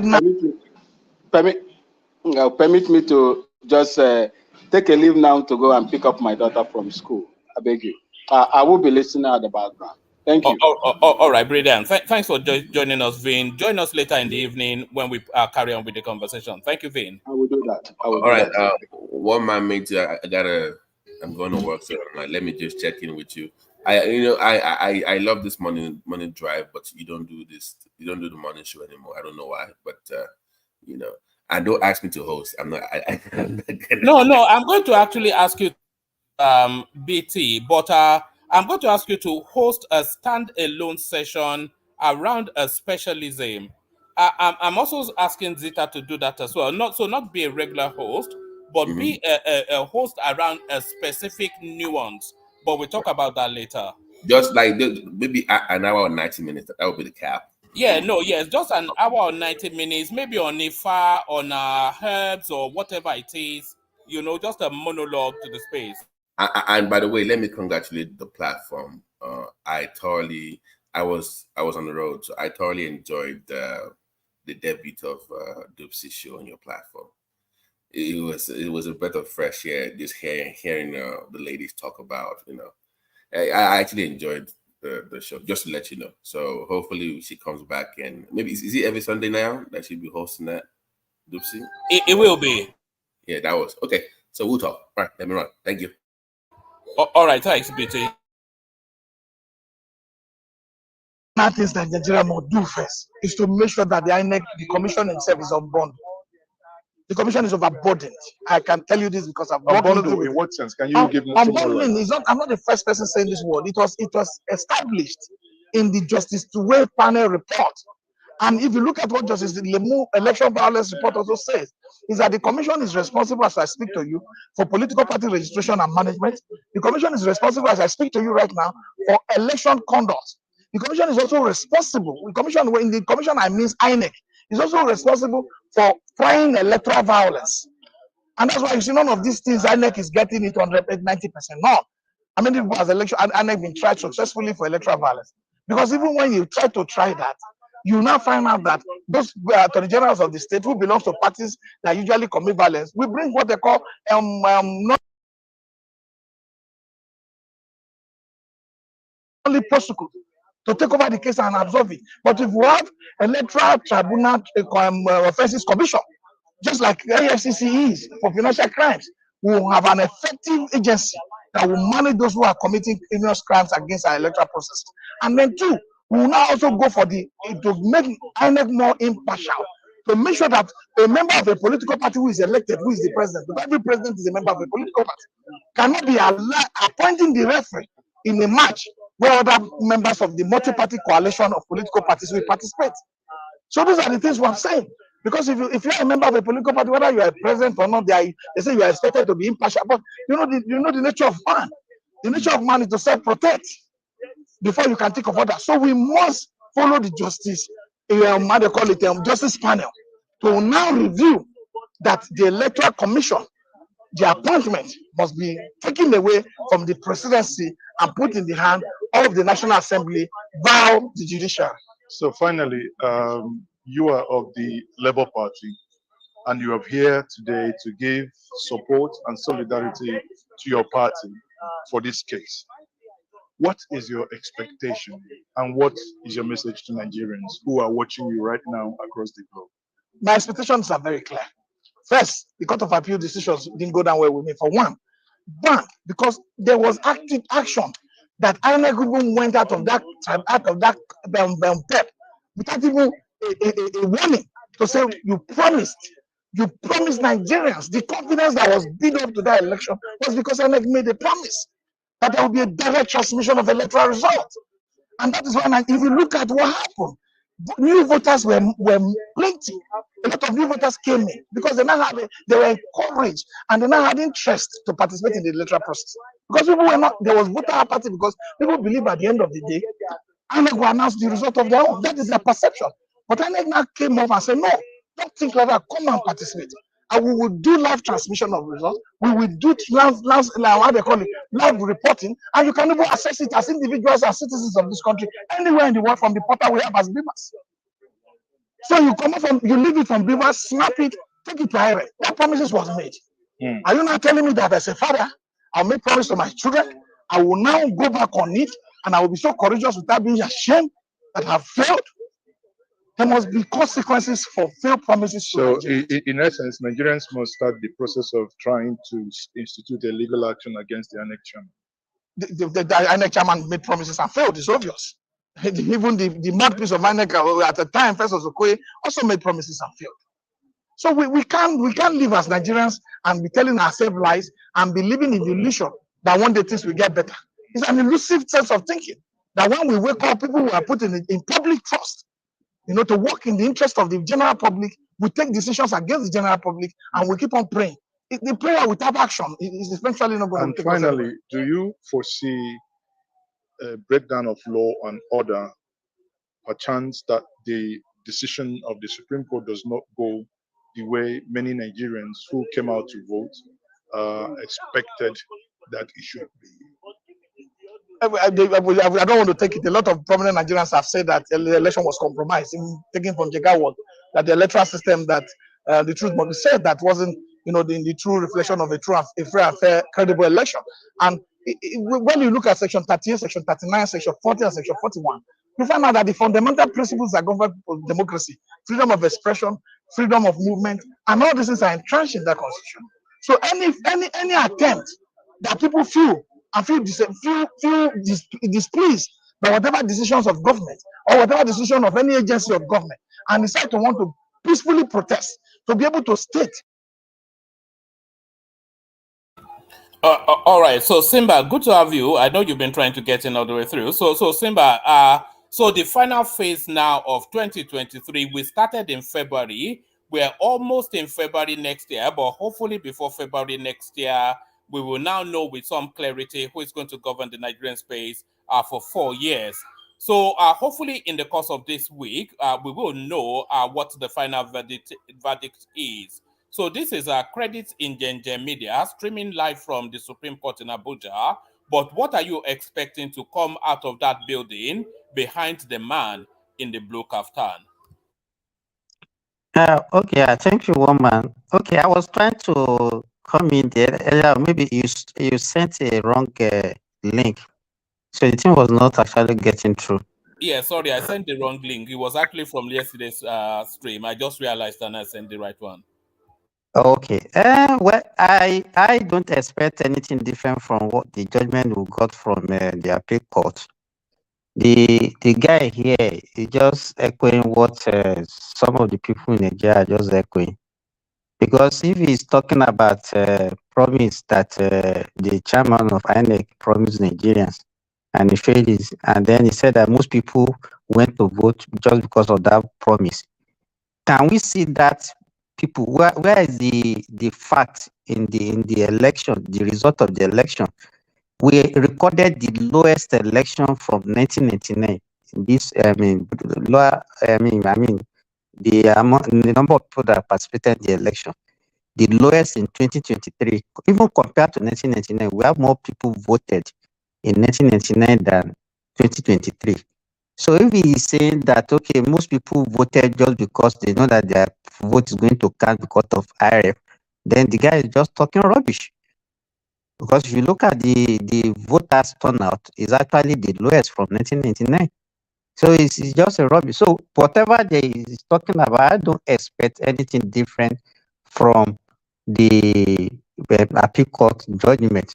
So that's what I'm expecting, because even the new findings from the CSU that Atiku is pursuing is not likely that it will be accepted, because how do you think that they can now use that one to now nullify Tinubu? Because it's not, Supreme Court is not a fact finding court to go and now be finding, well, okay, how true it is that he forged his certificate in a CSU. So it's not something that they can actually accept it. So whatever they are pursuing over that is not likely to see any light of the day. So and based on the appeal court judgment, I don't think there's anything tangible in their petition that can change the outcome of the judgment that we were expecting, differently from what we got from the appeal court. Are you pleased that we are now at this phase of it? Because this now brings it to a conclusion. And are you in anticipation that there will be some sort of a reaction, hopefully not a violent one, from the obedient space, if and when at the end of the week the Supreme Court affirms the judgment of the appeal court? So what's your anticipation of the aftermath of the decisions to come out of the Supreme Court? One man, nothing will happen. Nothing, no violence, no protest. Because if you see what is happening now, is the tension now is even less than what what we experienced before immediately after the election and before the appeal court judgment. So, but if you look at it, the tension now is not even about, the judgment. The tension in the country is the economic situation. So, and I don't think, even if Atiku or Obi is in the helm of affair, I don't think they can actually do anything to the economic situation of that country, looking at the time that the present president has actually spent. So the agitation in Nigeria now is not about who about the election. The agitation is about the economic situation of the people of Nigeria. So even if there's going to be any violence or any protest, it's not going to be from the outcome of the petition. It's actually going to be triggered by the economic situation of the country. So that's what I feel. And so, because if anybody is actually peddling lies that majority of Nigerians voted for the opposition or voted for Obi, and because the outcome of the election is not in favor of Obi, they will go to the streets. I don't think that person is telling the truth. That is not going to happen. So don't expect any violence. And then, in anticipation of the judgment also, the government of the day will actually put security in place, and they will not allow any kind of protest or violence to take place in that country, because that is not going to help that country for now. All right, brilliant. So this pretty much comes to a close this week. How quickly are you anticipating or even hoping that this judgment will come in?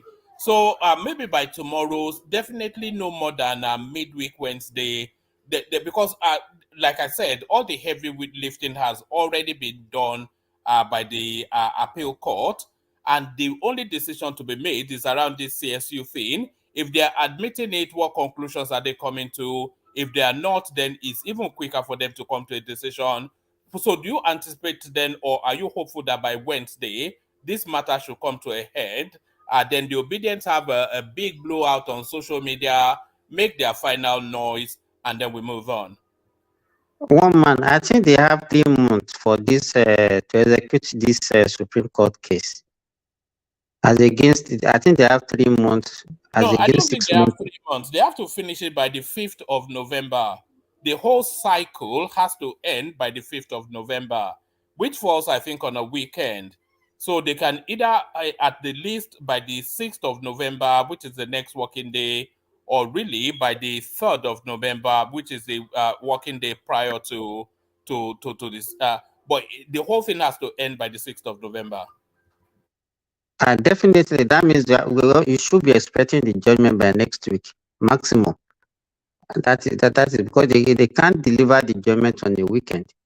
So it has to be before the 5th, which is going to be during the weekdays, and that is going to be within the next week. I don't even know why they delayed the hearing till this time, since the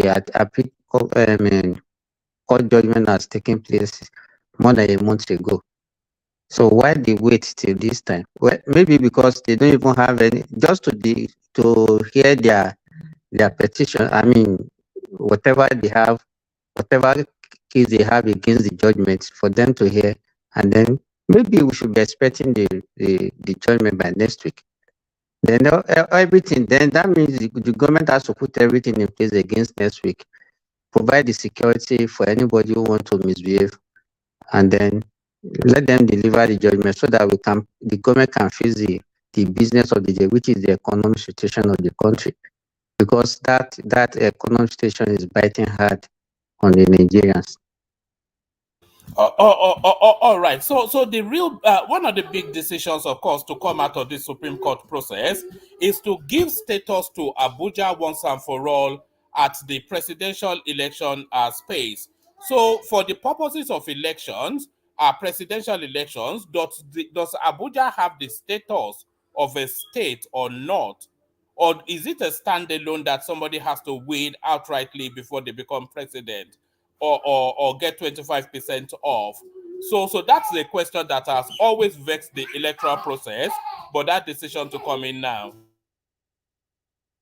Exactly. In fact, if there is one reason why I wanted that judgment, I mean, this petition to get to the Supreme Court, is that case of Abuja, so that once the Supreme Court made that judgment on that, then it becomes a law.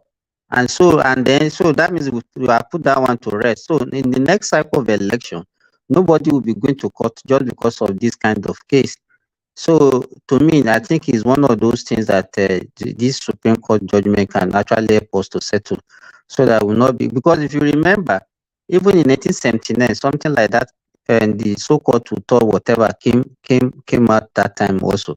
So by this time around, if we have laid that one to rest with this Supreme Court judgment, then it's going to be one of the landmark things, so that all the doubt, all the questions about the status of Abuja based on election, woman, not the Supreme Court cannot pronounce Abuja to be a state. Abuja can never be a state. But based on the election, they can determine the status that Abuja will assume for election purpose. And once they determine that, it becomes a law. So I think it will put that one to rest, and nobody will be talking about it again. All right, Simba, let's watch a few more minutes of this, and then you give us your final closing remarks, and then we'll wrap it up. So let's just listen to a bit more. That their right must be given the due attention that is required. It's within the ambit of the law. And that is welcome. Thank you very much, Mr. Peter Ame. Thank you, Chief Peter Ame. Once more. Thank you. Thank you.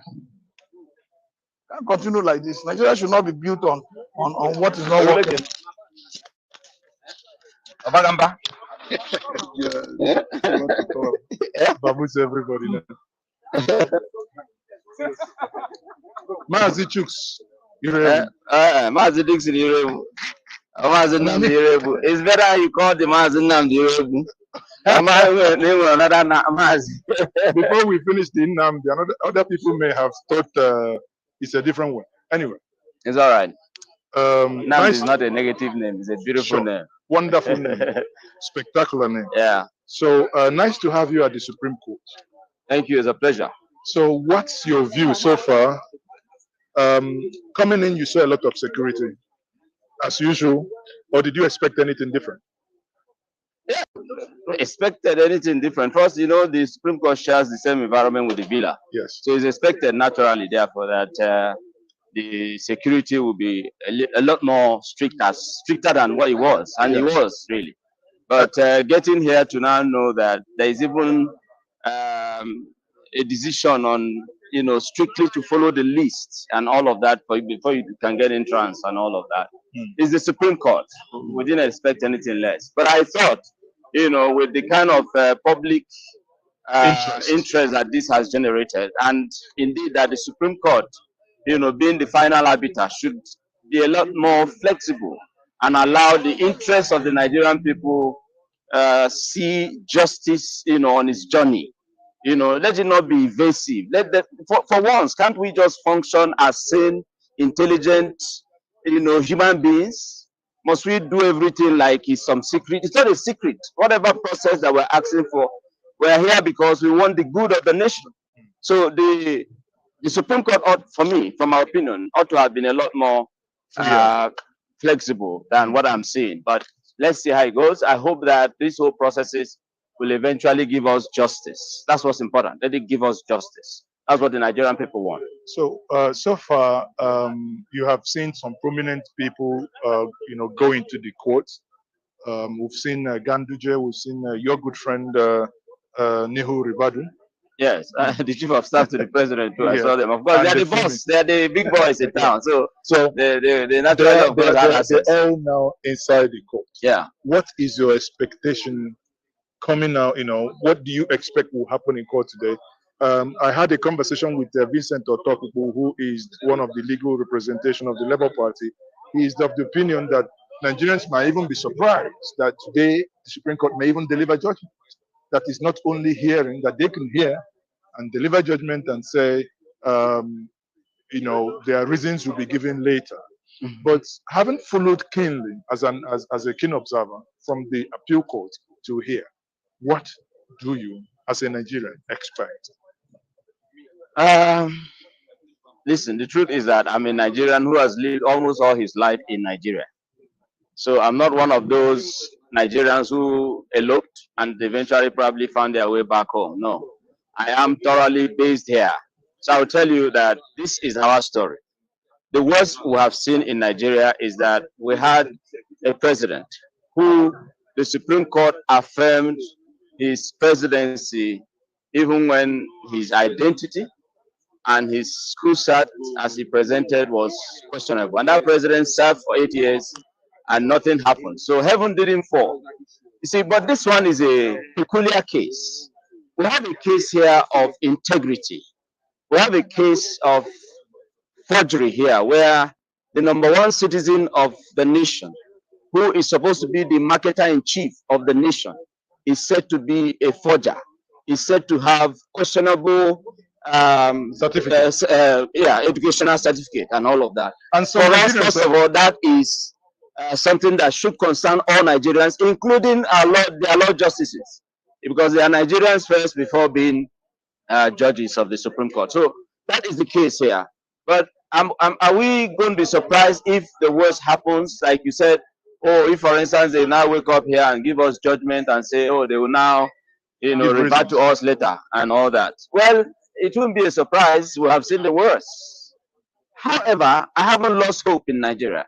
We just need to uphold this value that should be resident in our heart, that this is our land. However it be in our land, we can fix it. If we are facing a situation today where we are having a forger as president, one day the constitution also provides for when his tenure will elapse. So we shouldn't give up on our nation because of a few bad eggs, a few bad criminals that have captured power. That's not what should happen to us. But however, I'm not expecting a miracle from the Supreme Court. I'm not, sincerely. I just want to hear them say that the system of election in Nigeria henceforth should be grab it and run with it. And then you can be anything. And then they should stop harassing Yahoo Yahoo. If they uphold this, then the Yahoo Yahoo boys should be allowed to function. It's as simple as that. If we don't do that, then there's no. All right. If there's any Yahoo Yahoo taking place, I think we already know where that Yahoo Yahoo is coming from. Because, of course, Wale Soyinka told us. So the Yahoo Yahoo taking place, we know where it's coming from. These recent elections, It's unfortunate that because the two things happened. First of all, one party took over the labor movement, which is one of my favorite movements also. And then it became a regional party more than, whereas it was a marvelous breach into the established two camps. Peter Obi achieved something remarkable there, that he broke that mold. Yes, however, he did not win the election. In addition, my own organization has a monitoring unit. You know the one I'm talking about. And so I could say categorically that Peter Obi's party came third, not even second. And that the leadership knew it. But they wanted to do what we call in Yoruba, Bajue. That is, you know, you have. So there it is right there. They wanted to do what in Yoruba land we call Bajue. And all of that. And so for us, first of all, that is something that should concern all Nigerians, including their law justices, because they are Nigerians first before being judges of the Supreme Court. So that is the case here. But are we going to be surprised if the worst happens? Like you said, oh, if for instance they now wake up here and give us judgment and say, oh, they will now, you know, revert to us later and all that. Well, it won't be a surprise. We have seen the worst. However, I haven't lost hope in Nigeria. We just need to uphold this value that should be resident in our heart, that this is our land. However it be in our land, we can fix it. If we are facing a situation today where we are having a forger as president, one day the constitution also provides for when his tenure will elapse. So we shouldn't give up on our nation because of a few bad eggs, a few bad criminals that have captured power. That's not what should happen to us. But however, I'm not expecting a miracle from the Supreme Court. I'm not, sincerely. I just want to hear them say that the system of election in Nigeria henceforth should be grab it and run with it. And then you can be anything. And then they should stop harassing Yahoo Yahoo. If they uphold this, then Yahoo Yahoo boys should be allowed to function. All right, so the Yahoo boys should be allowed to function. Certainly, commentaries from a Yahoo looking man himself. But let's welcome Remy to make his commentaries.